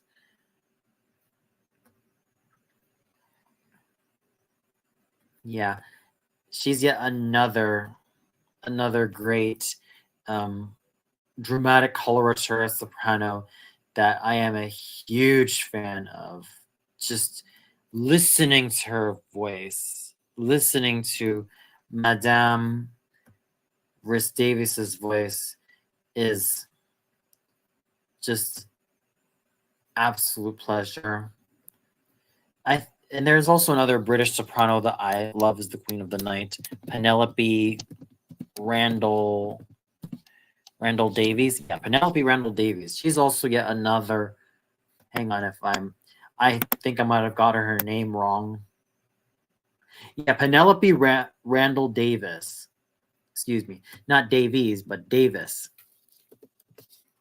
Penelope Randall Davis. She is yet another dramatic coloratura soprano that I do enjoy because, you know, there's the fullness of her voice. There is also that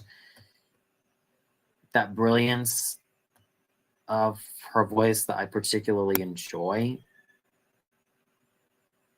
Let's see right here.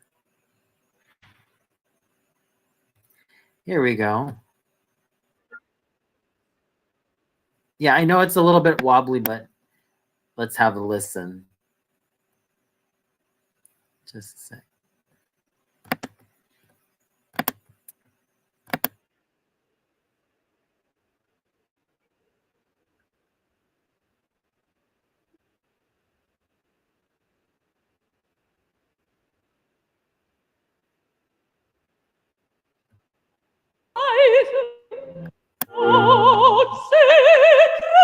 Nicht, mein lieber Sohn.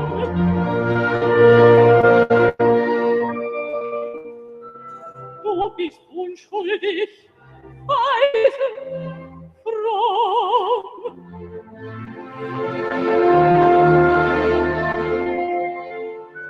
Ein Jüngling so wie du vermag am besten das tief betrübte Mutterherz zu trösten.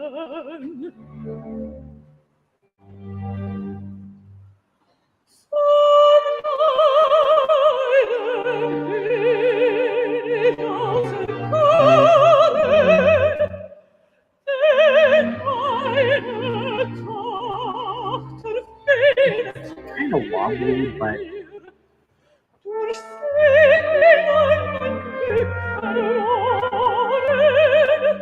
I love the edge.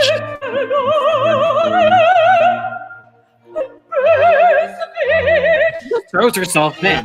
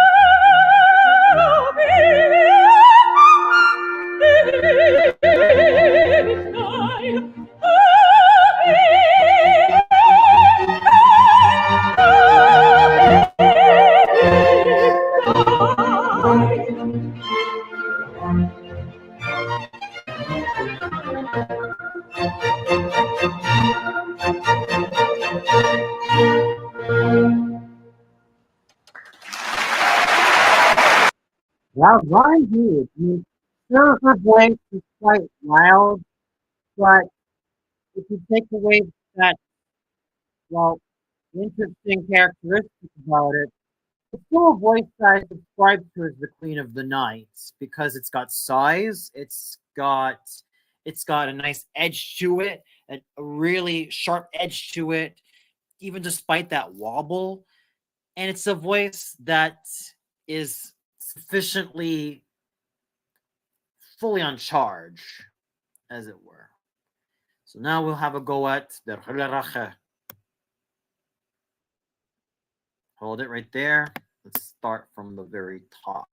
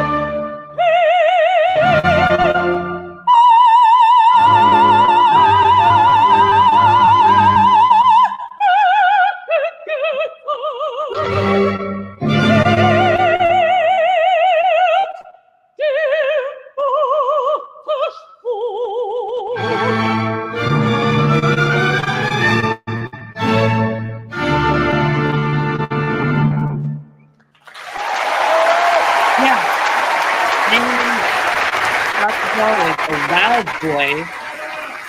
It had voice.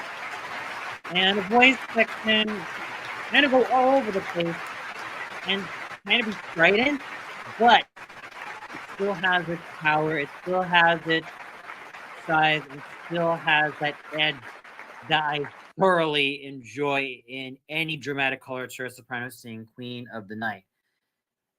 Then we got another favorite British dramatic coloratura soprano. Yes, I know.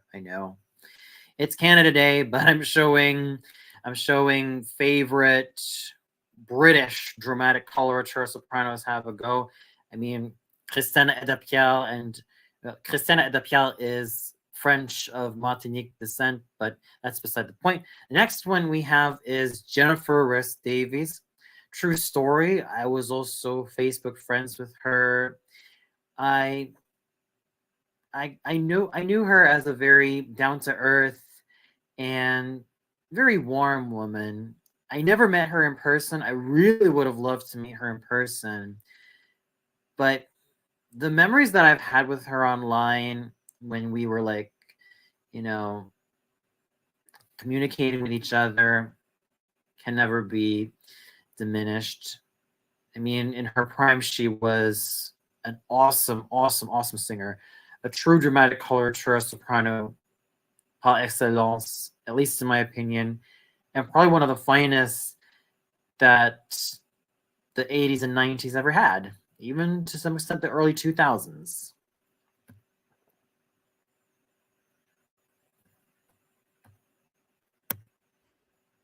Here we go. Just a second, time to share that screen, and we are good to go. And yes, it's English.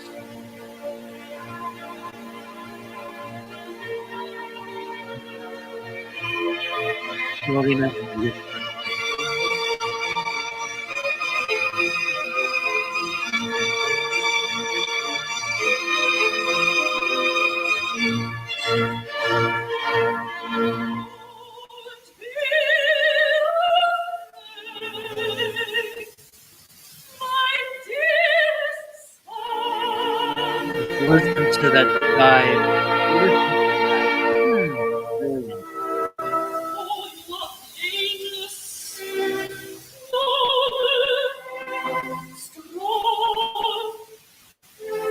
And the articulation. Well,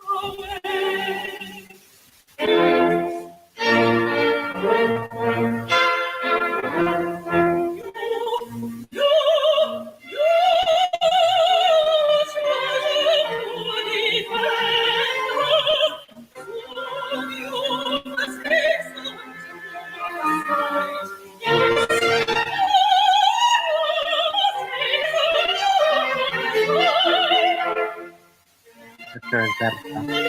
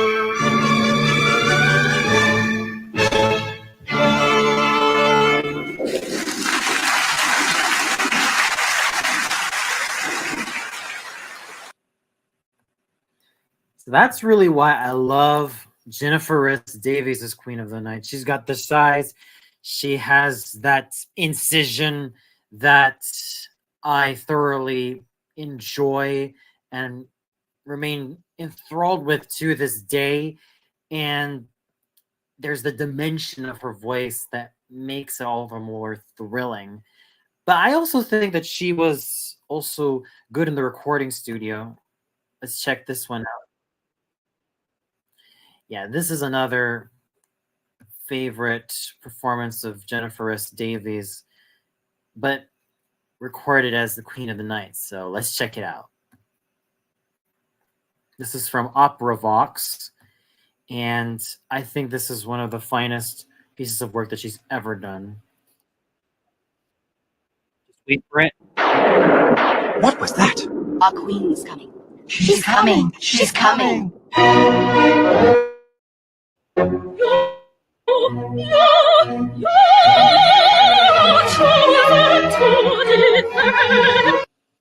Uh-oh.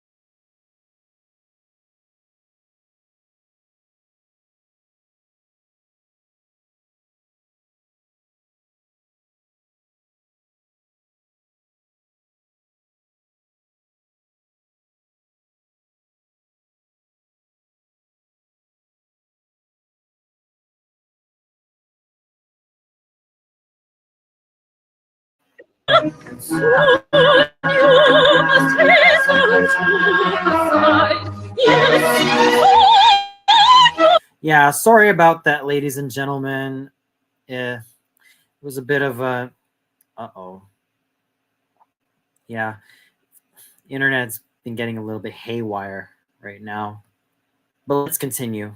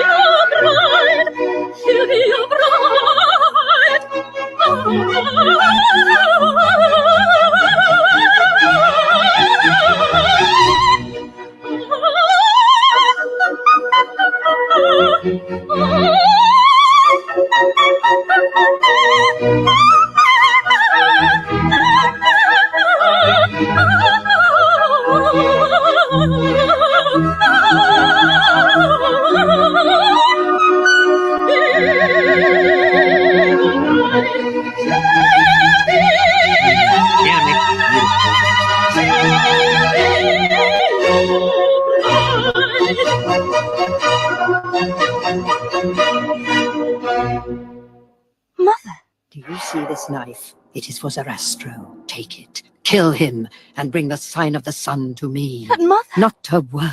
Should you refuse? Refuse to kiss Zarastro! Refuse to kiss Zarastro!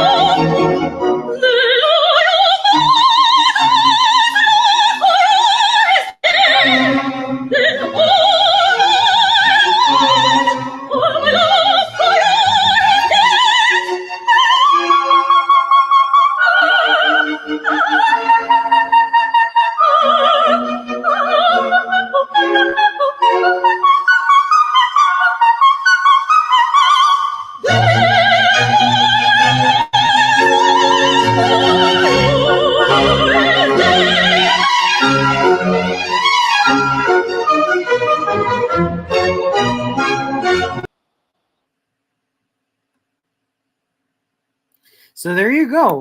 Jennifer Rhys Davies, she can really sell it as the Queen of the Night, even in the recording studio. By the way, it was another actress who did her dialogue, but when it comes to Jennifer Rhys Davies' singing voice, oh my gosh, it is just like molten lava pouring out of her throat.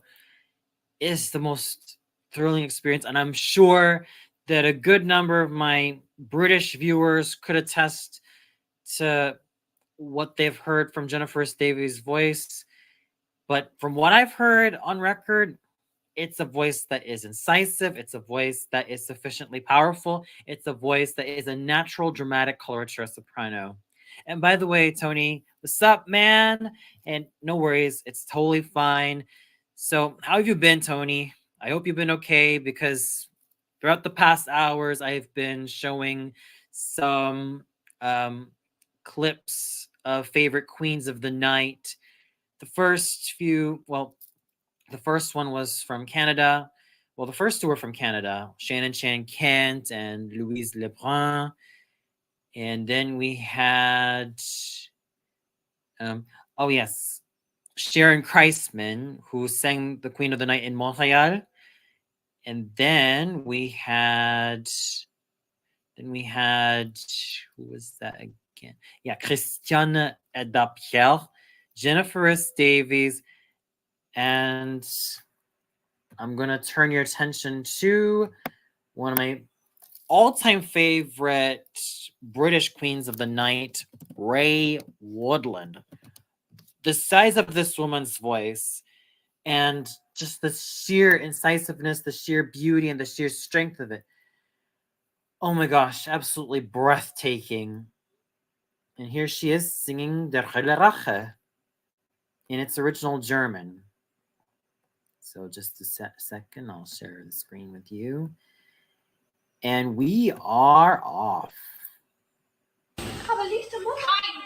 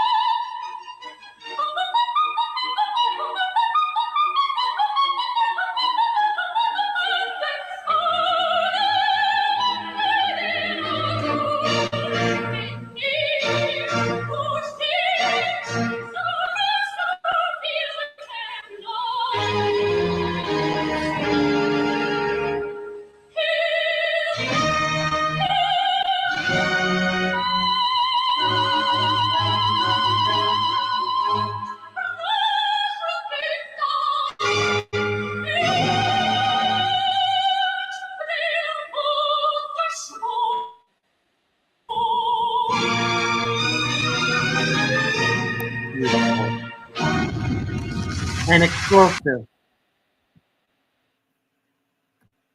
Yeah, that's Ray Woodland as Queen of the Night. Definitely one of the greatest British sopranos to have ever tackled that role. I mean, seriously, the technical prowess, the sheer clarity, power, incision, you name it. We really do need more singers like Ray Woodland. We really desperately need more dramatic coloratura sopranos like Ray Woodland. I argue that the ones that we have these days are Catherine Lewick. Yeah, she's a lot more lyrical, but she's definitely on the verge of being a true dramatic coloratura soprano. Jessica Pratt also qualifies, and so does Anna Durlovsky, at least in my opinion. But if we really want a Queen of the Night with clarity, then you can't go wrong with Gwen Catley. So here we go. This will be the final British, or excuse me, the final overall singer that I'll be presenting. Yes, I've been presenting a lot more British singers as the Queen of the Night. So let's just tune into Gwen Catley as the Queen. Here we go.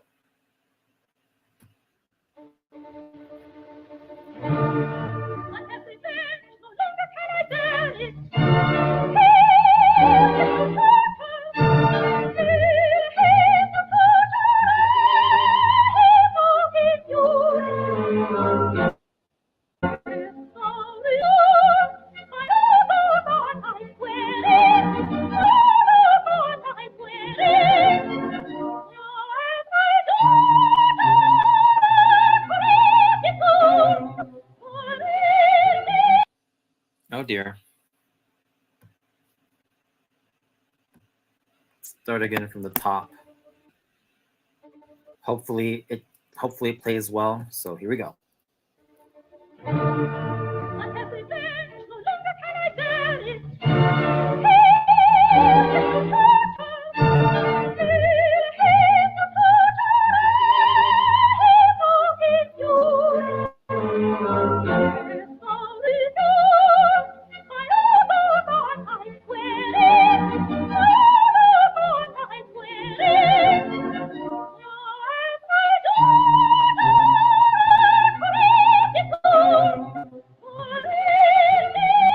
Oh dear. I don't know what's going on here with the connection, but looks like I'll have to pause it for a while.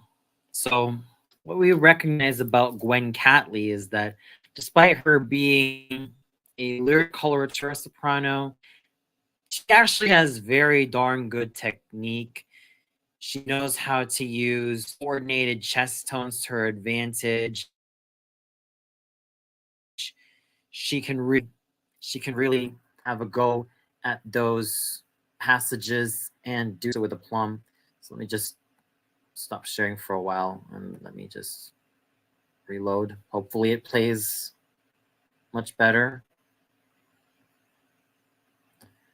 Okay, so once again, Gwen Catley singing Der Hölle Rache in English. Here we go. Hopefully it plays well.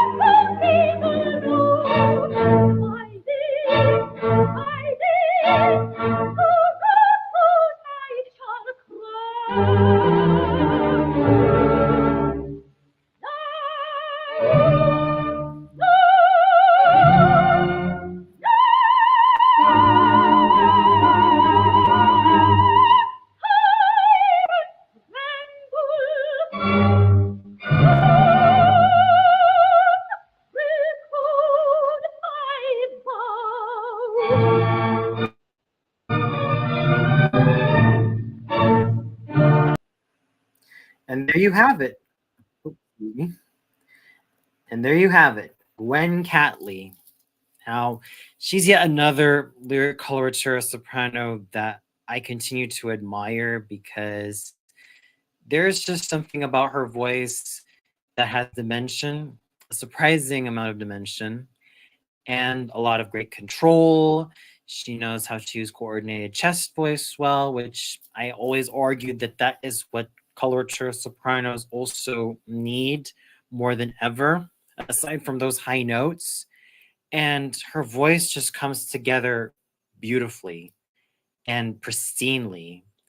So that's Gwen Catley for you. She is yet another fine singer of Queen of the Night that I continue to enjoy and continue to admire because of her technical prowess and just how much she was able to let her voice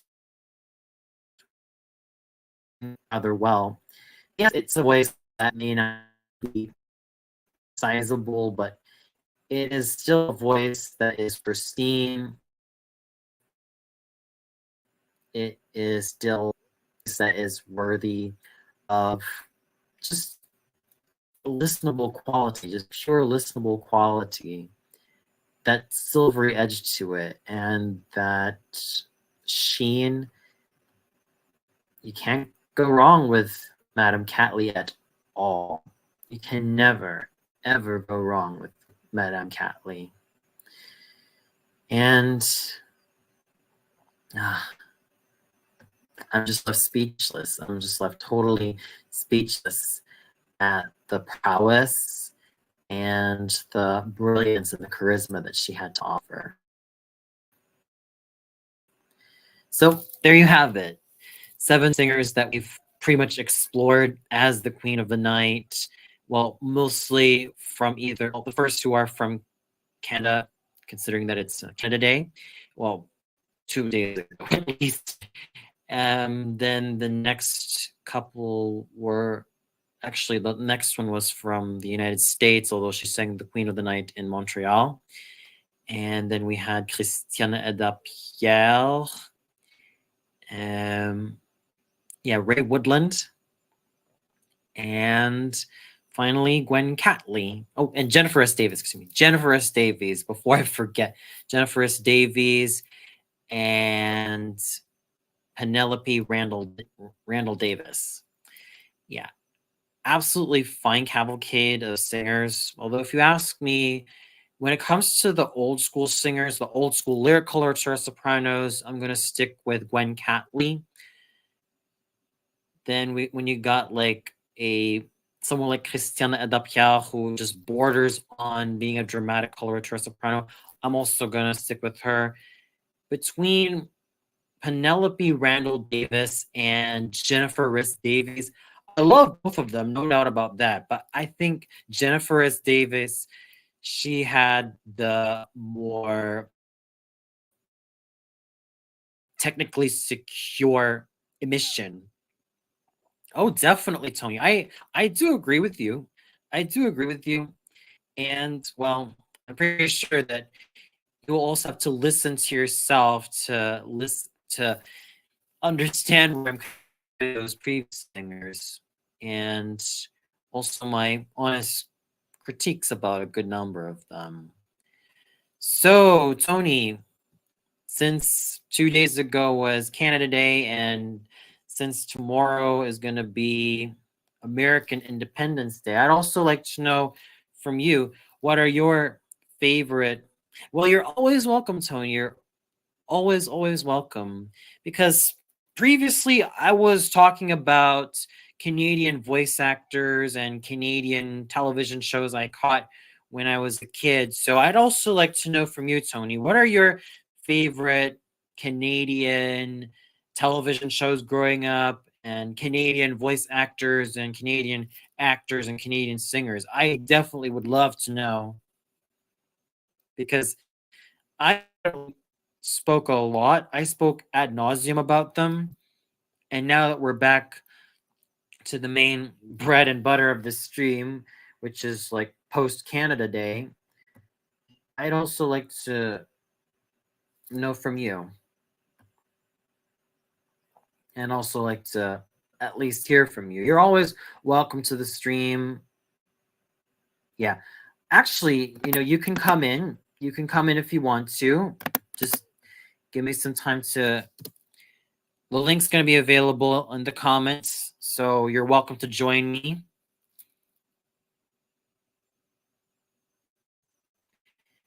It's always there. We can have a chat on here, and I'm pretty sure it's going to be a rather engaging one.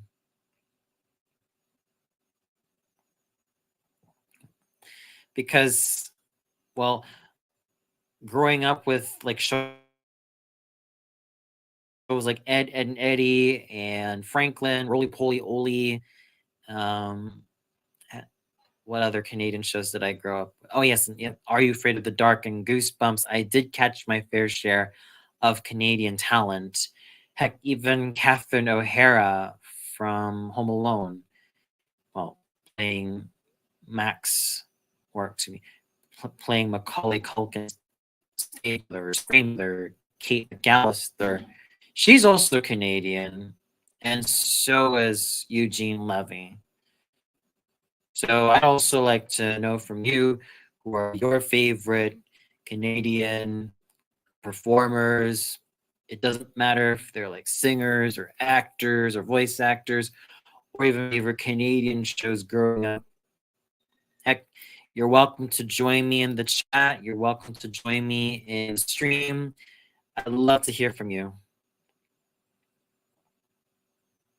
Because going back to my experience with those shows, yeah, a good number of the Canadian kid shows I caught when I was very young, they had a nice nostalgic feeling to them. Mind you, I never grew up with Teletoon.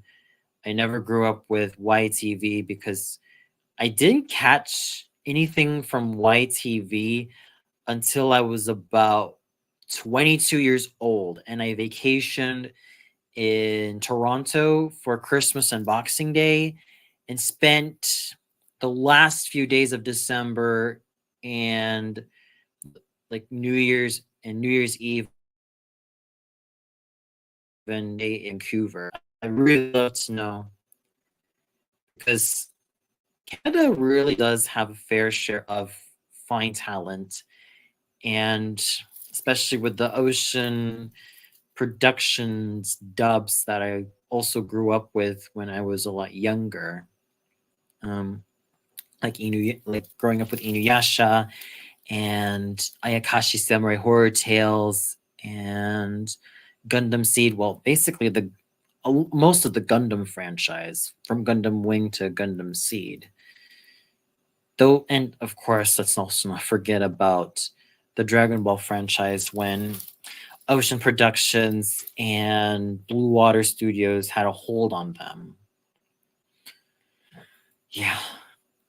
Good times, good times. Especially when catching them on old Tsunami. Yeah, when I was a lot younger. There it goes again. Yeah. A little bit of a connection problem.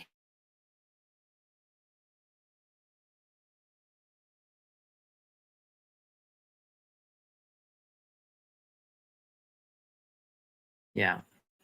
Part problem again and again and again. But yeah, there's a lot of good memories, great memories I've had with those shows growing up. Well, from the Great White North. And I also caught Rowdy C's, or excuse me, Chris Lee Moore's tribute slash review of For Better for Worse. I never grew up with the animated shorts or animated series. I never grew up with the comics. But Chris, aka Rowdy C's review of the For Better for Worse cartoons makes me want to check them out a lot more, makes me really want to have a go at them.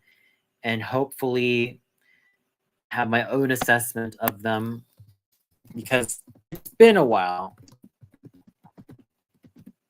Because I've been really wanting to have a go at reviewing any of those shows growing up. Like, yeah, we got The Bestest Present from 1985, The Christmas Angel, or A Christmas Angel.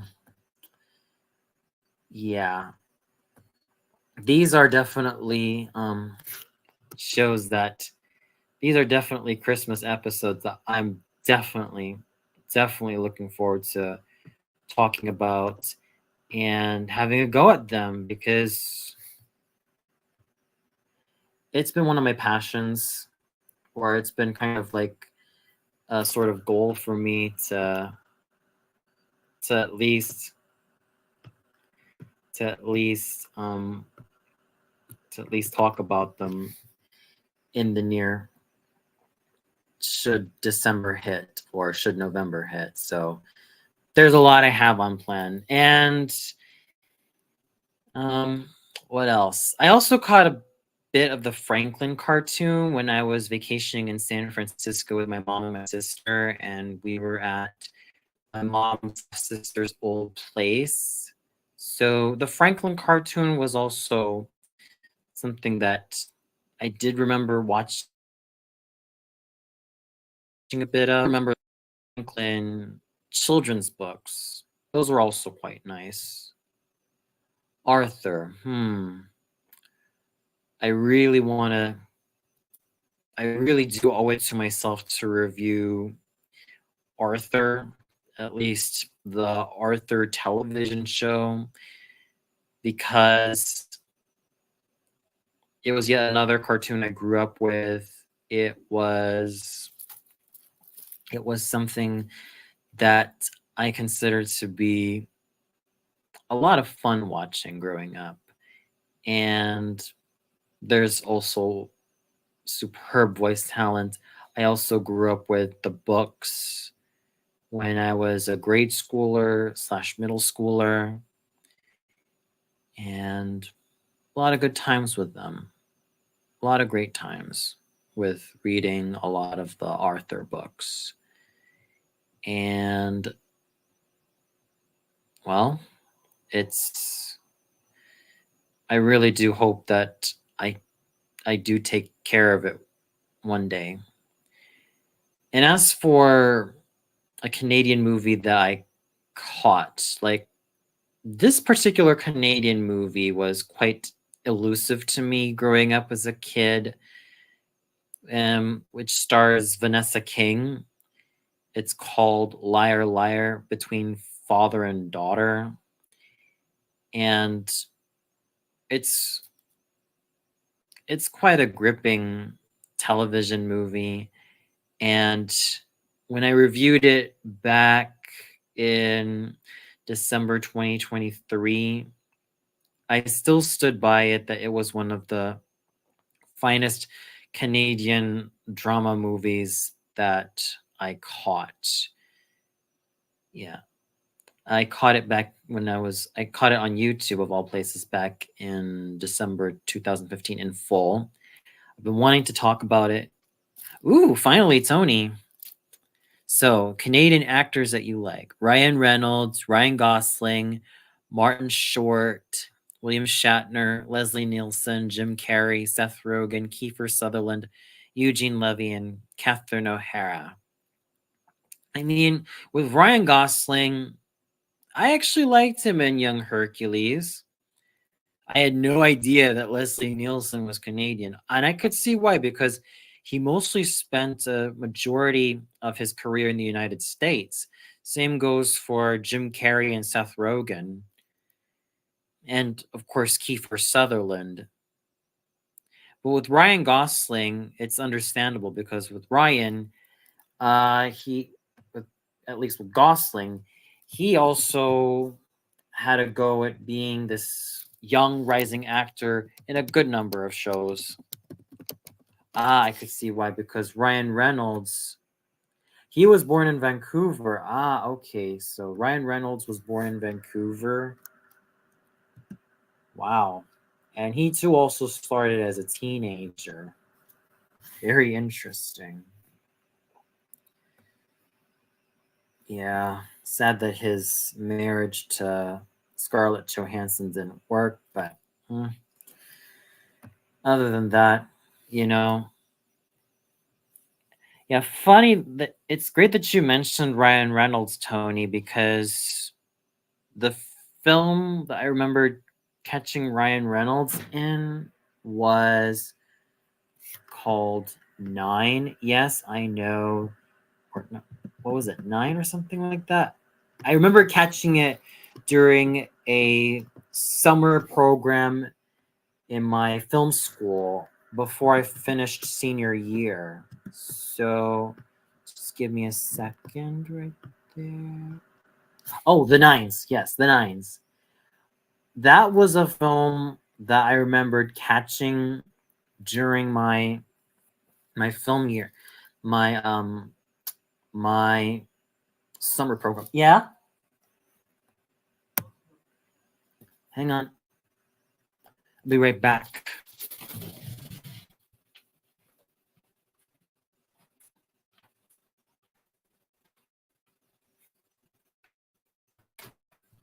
Yeah. So there's some. Okay. I'll be right there. Okay. Yeah. Okay.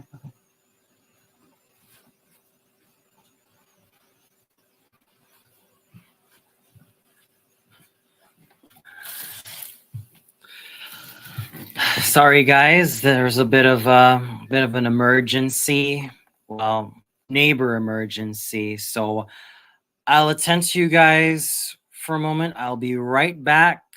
Don't go anywhere because there's still a lot of stuff ground to cover. Be right there.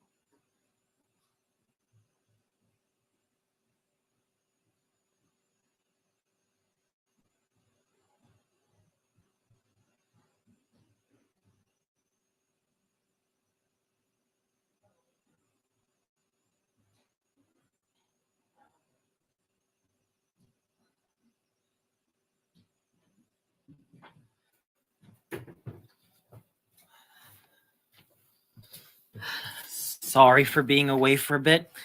Apparently, there is a bit of, just have to make sure that the package has been there for like what feels like several months, because apparently some delivery people just didn't know what the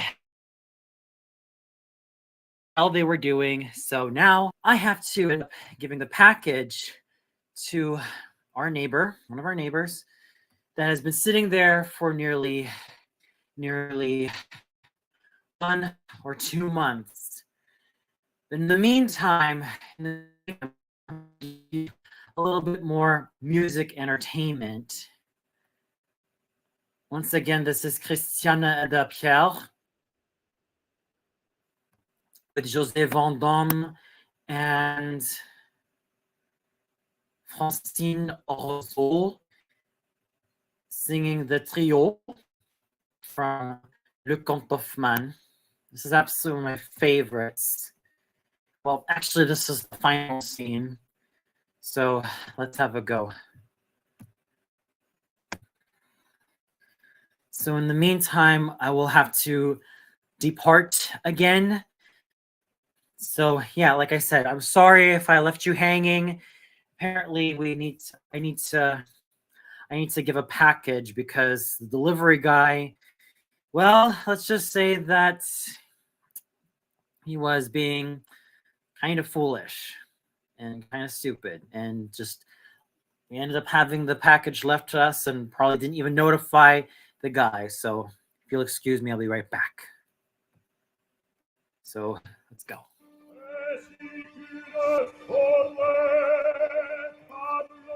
Enjoy.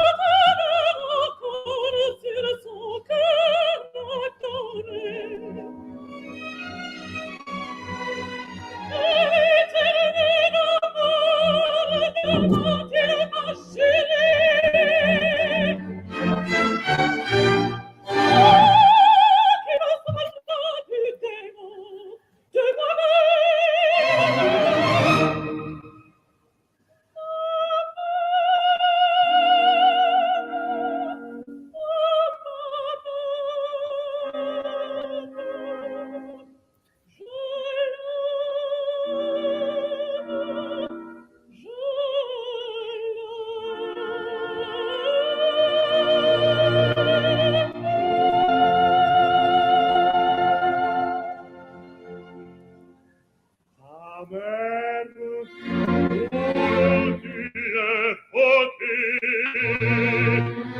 Amen. Mais ce pas elle qui parle et parle à toi. Et grave, me rappelle la splendeur de son nom. Que tu veux abdiquer. Écoute.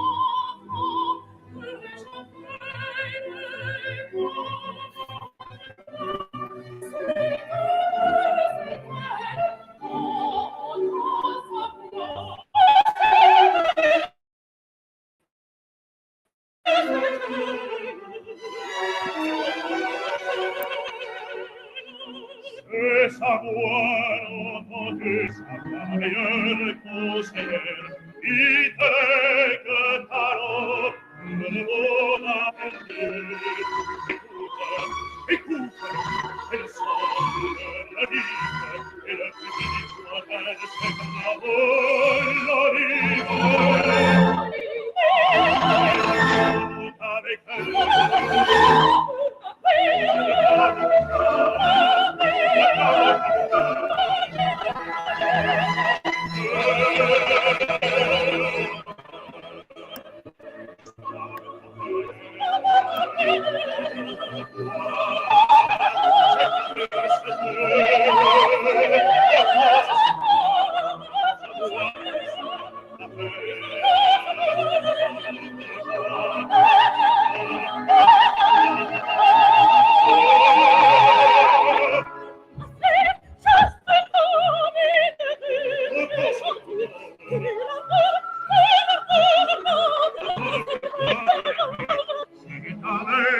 C'est son âme t'appelle comme autrefois,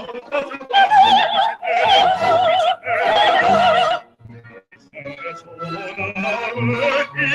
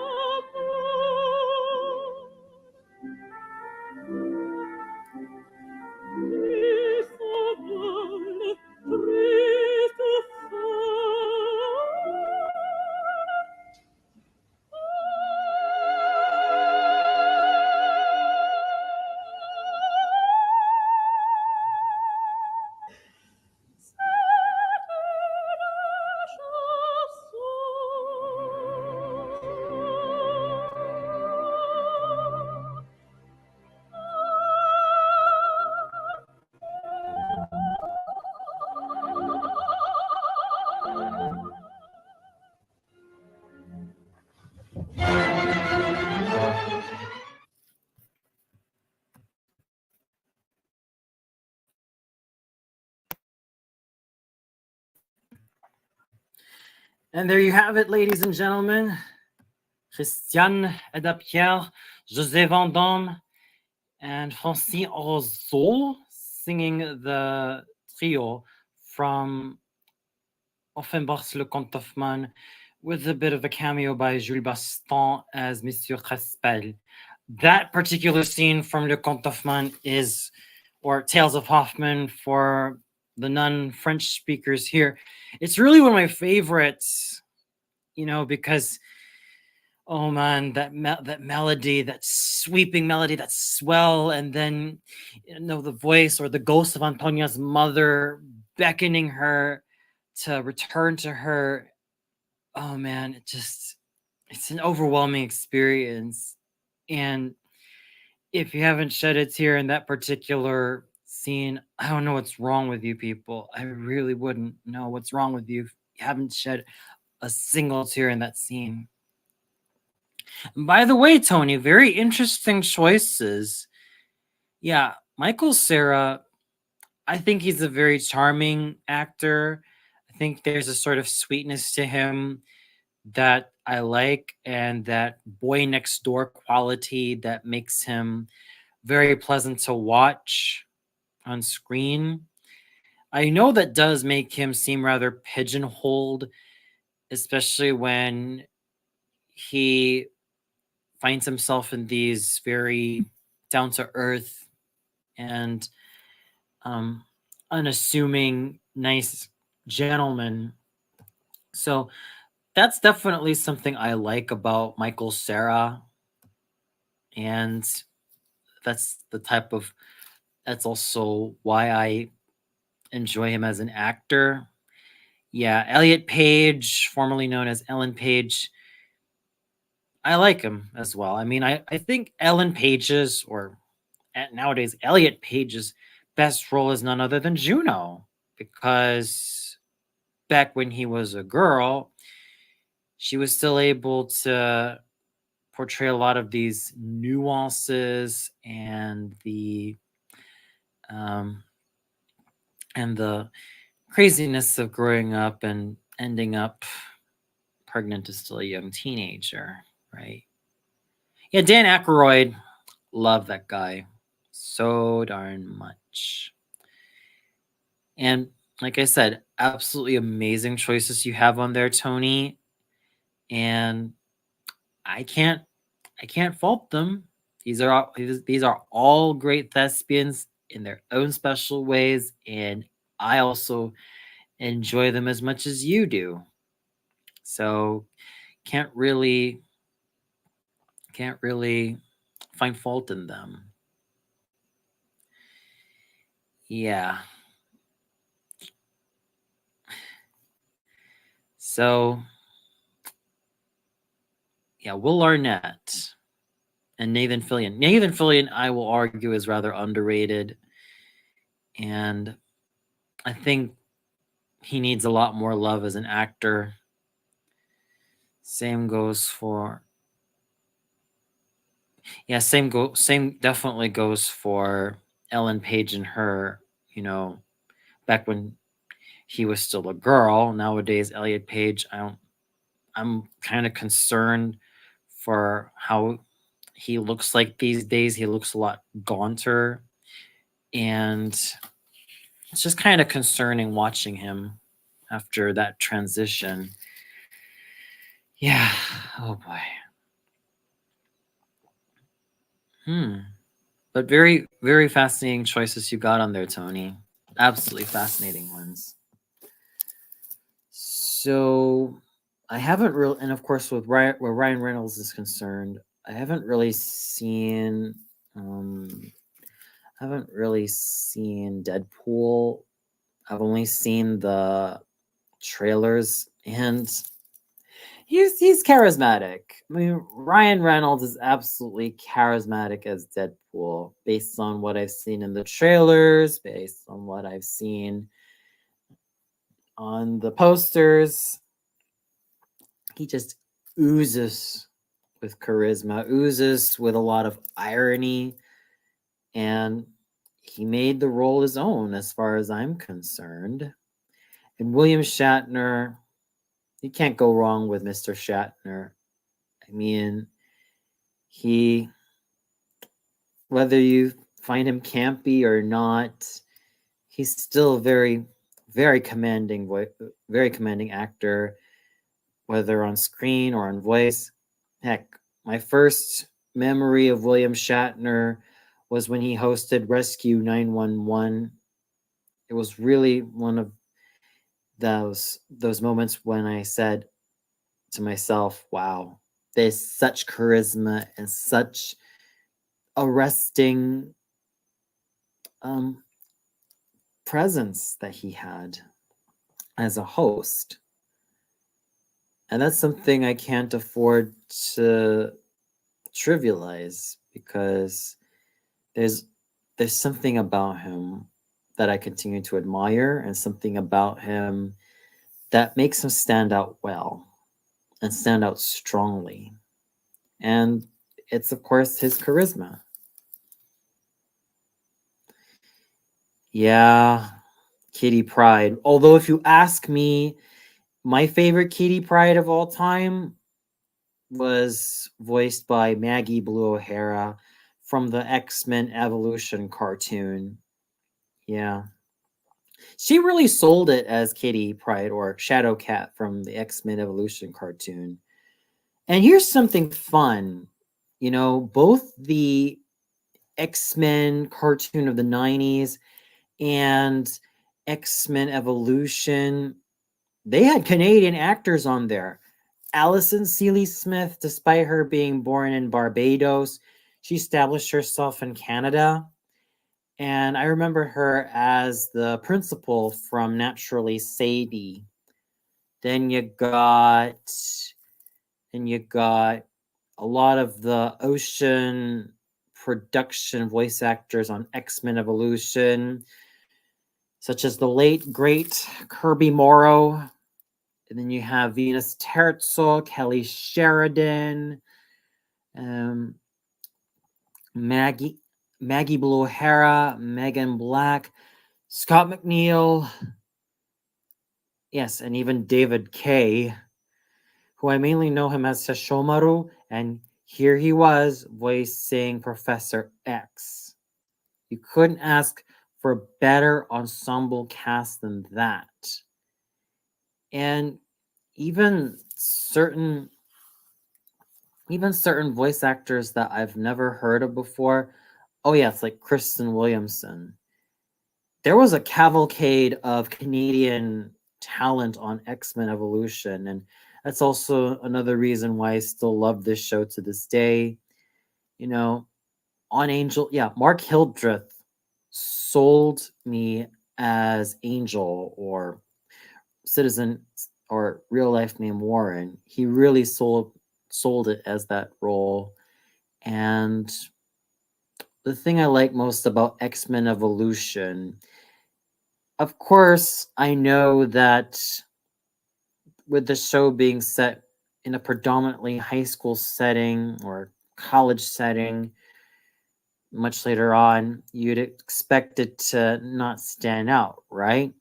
Well, that's where X-Men Evolution managed to grab me by the reins and just make me enjoy the absolute hell out of the show. The first episodes, or shall I say, my breakthrough episode was Mutant Crush, which was the debut of Fred the Blob Dukes. From there, I was hooked. From that episode, I was freaking hooked from beginning to end.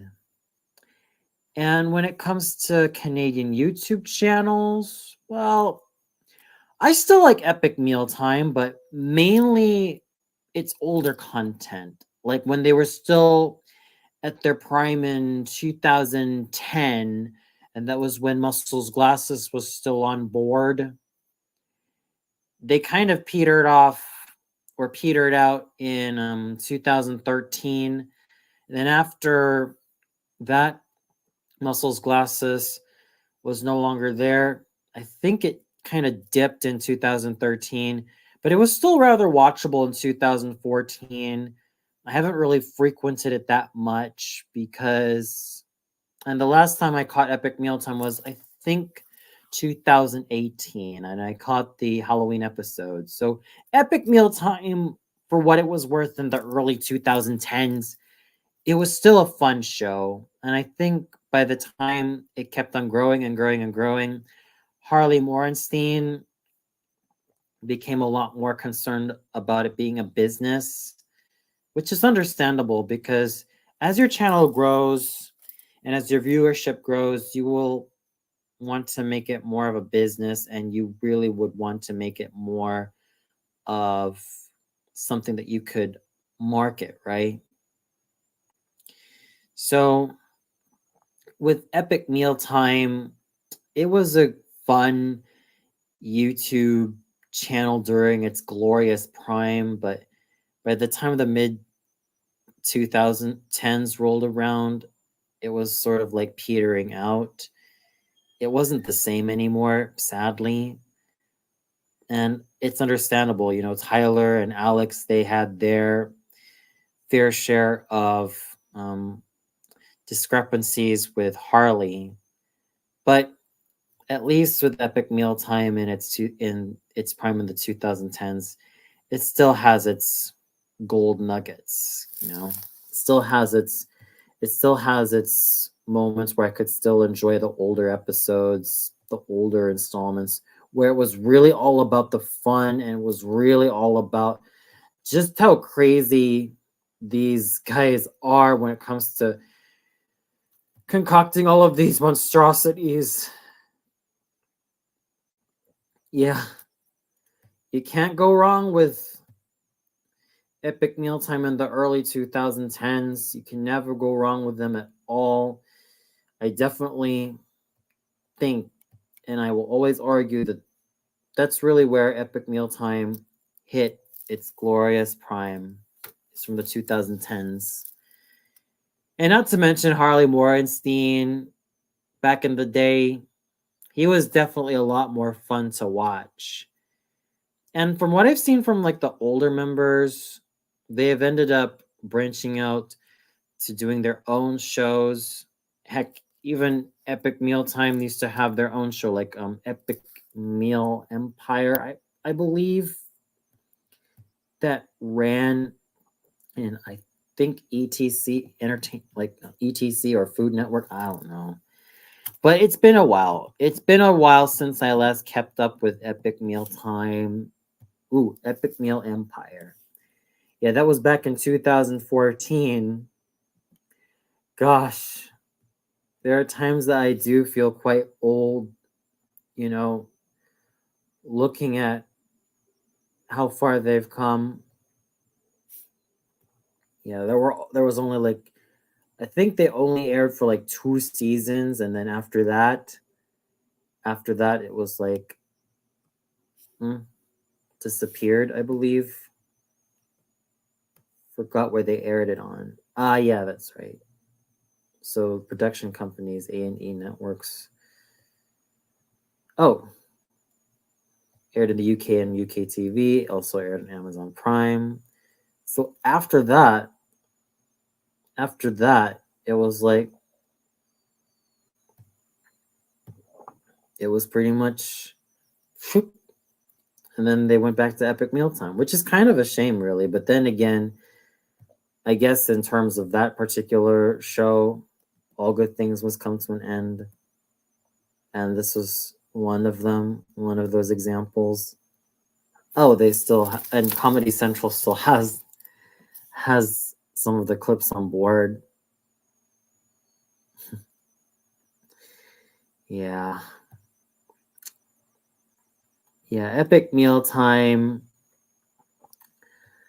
Oh boy. Oh boy. Especially in the early 2010s. That was quite an experience.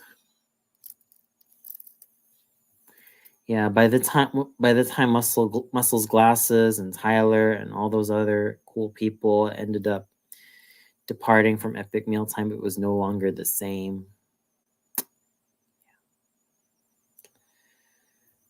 But going back to that,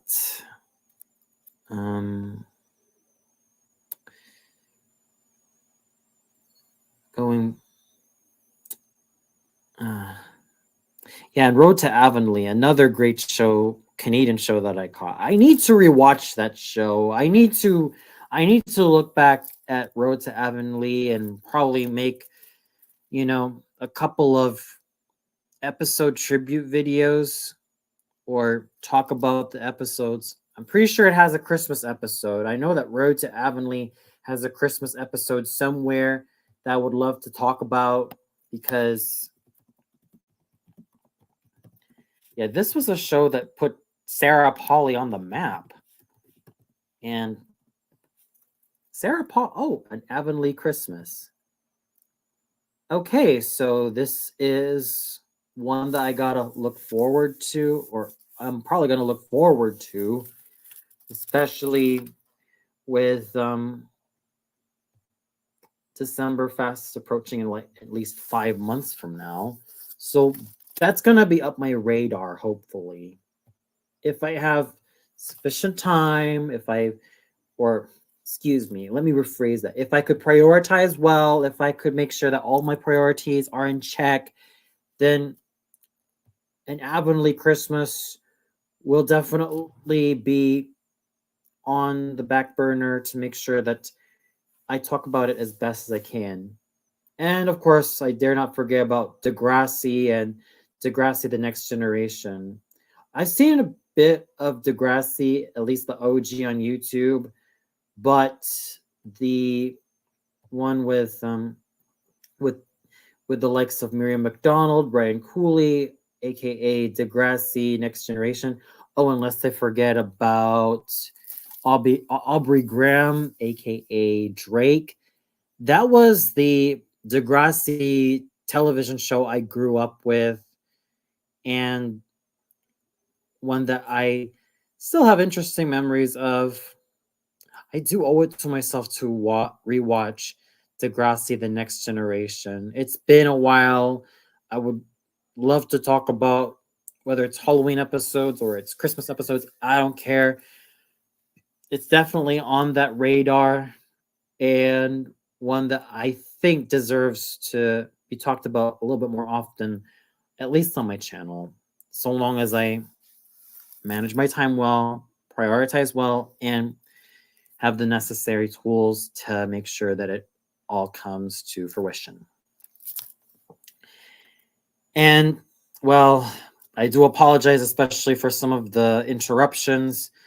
It looks like my new rule here, whenever I stream, is that whenever there are interruptions occurring, I will make it my duty to play some music while I'm gone for a while. So that's going to be another nice house rule on my stream or my live streams. So, that's really cool, Tony. It's cool that you like Tara Strong. I know that she's become a lot more controversial these days. Tara Strong, Stacey DePass. I'm surprised that Megan Fallenbach is. Oh wait, I haven't been familiar with her work. Let's see, Megan Fallenbach. Yeah, I think I might have seen. Oh, that's right. That's right. She was on 16. Yeah, I recognized her name somewhere. That's right. She was on 16. She also did some voiceover work. Wow. She was on Relic Hunter. Cool. So just give it to Tara Strong, Stacey DePass, Daniel Petronievich, Peter Oldring, Megan Fallenbach, Drew Nelson, Sarah Gadon. Oh yes, she definitely needs more love. And Christian Potenza. I do kind of agree with you on there, especially where Sarah Gadon and Megan Fallenbach are concerned, and Christian Potenza. So as I was saying, aside from the new house rule being that if ever there's like an emergency and I have to leave the stream, I will play music so you guys won't get bored, so that there's no dead air, because, well, I feel kind of bad for the dead air that happened earlier. There was a bit of an emergency and I should have reacted accordingly. But regardless, I'm going to make this a new house rule for my live streams. I hope you all enjoyed this nonetheless. I hope you had a nice Canada Day. I hope you all managed to celebrate that very special day with your families. And, well, tune in tomorrow where I have my 4th of July live stream. Hooray! Especially for all of my American viewers. So until then, good night, everybody. And I hope you all had a grand Canada Day, even though it was 2 days ago, everybody.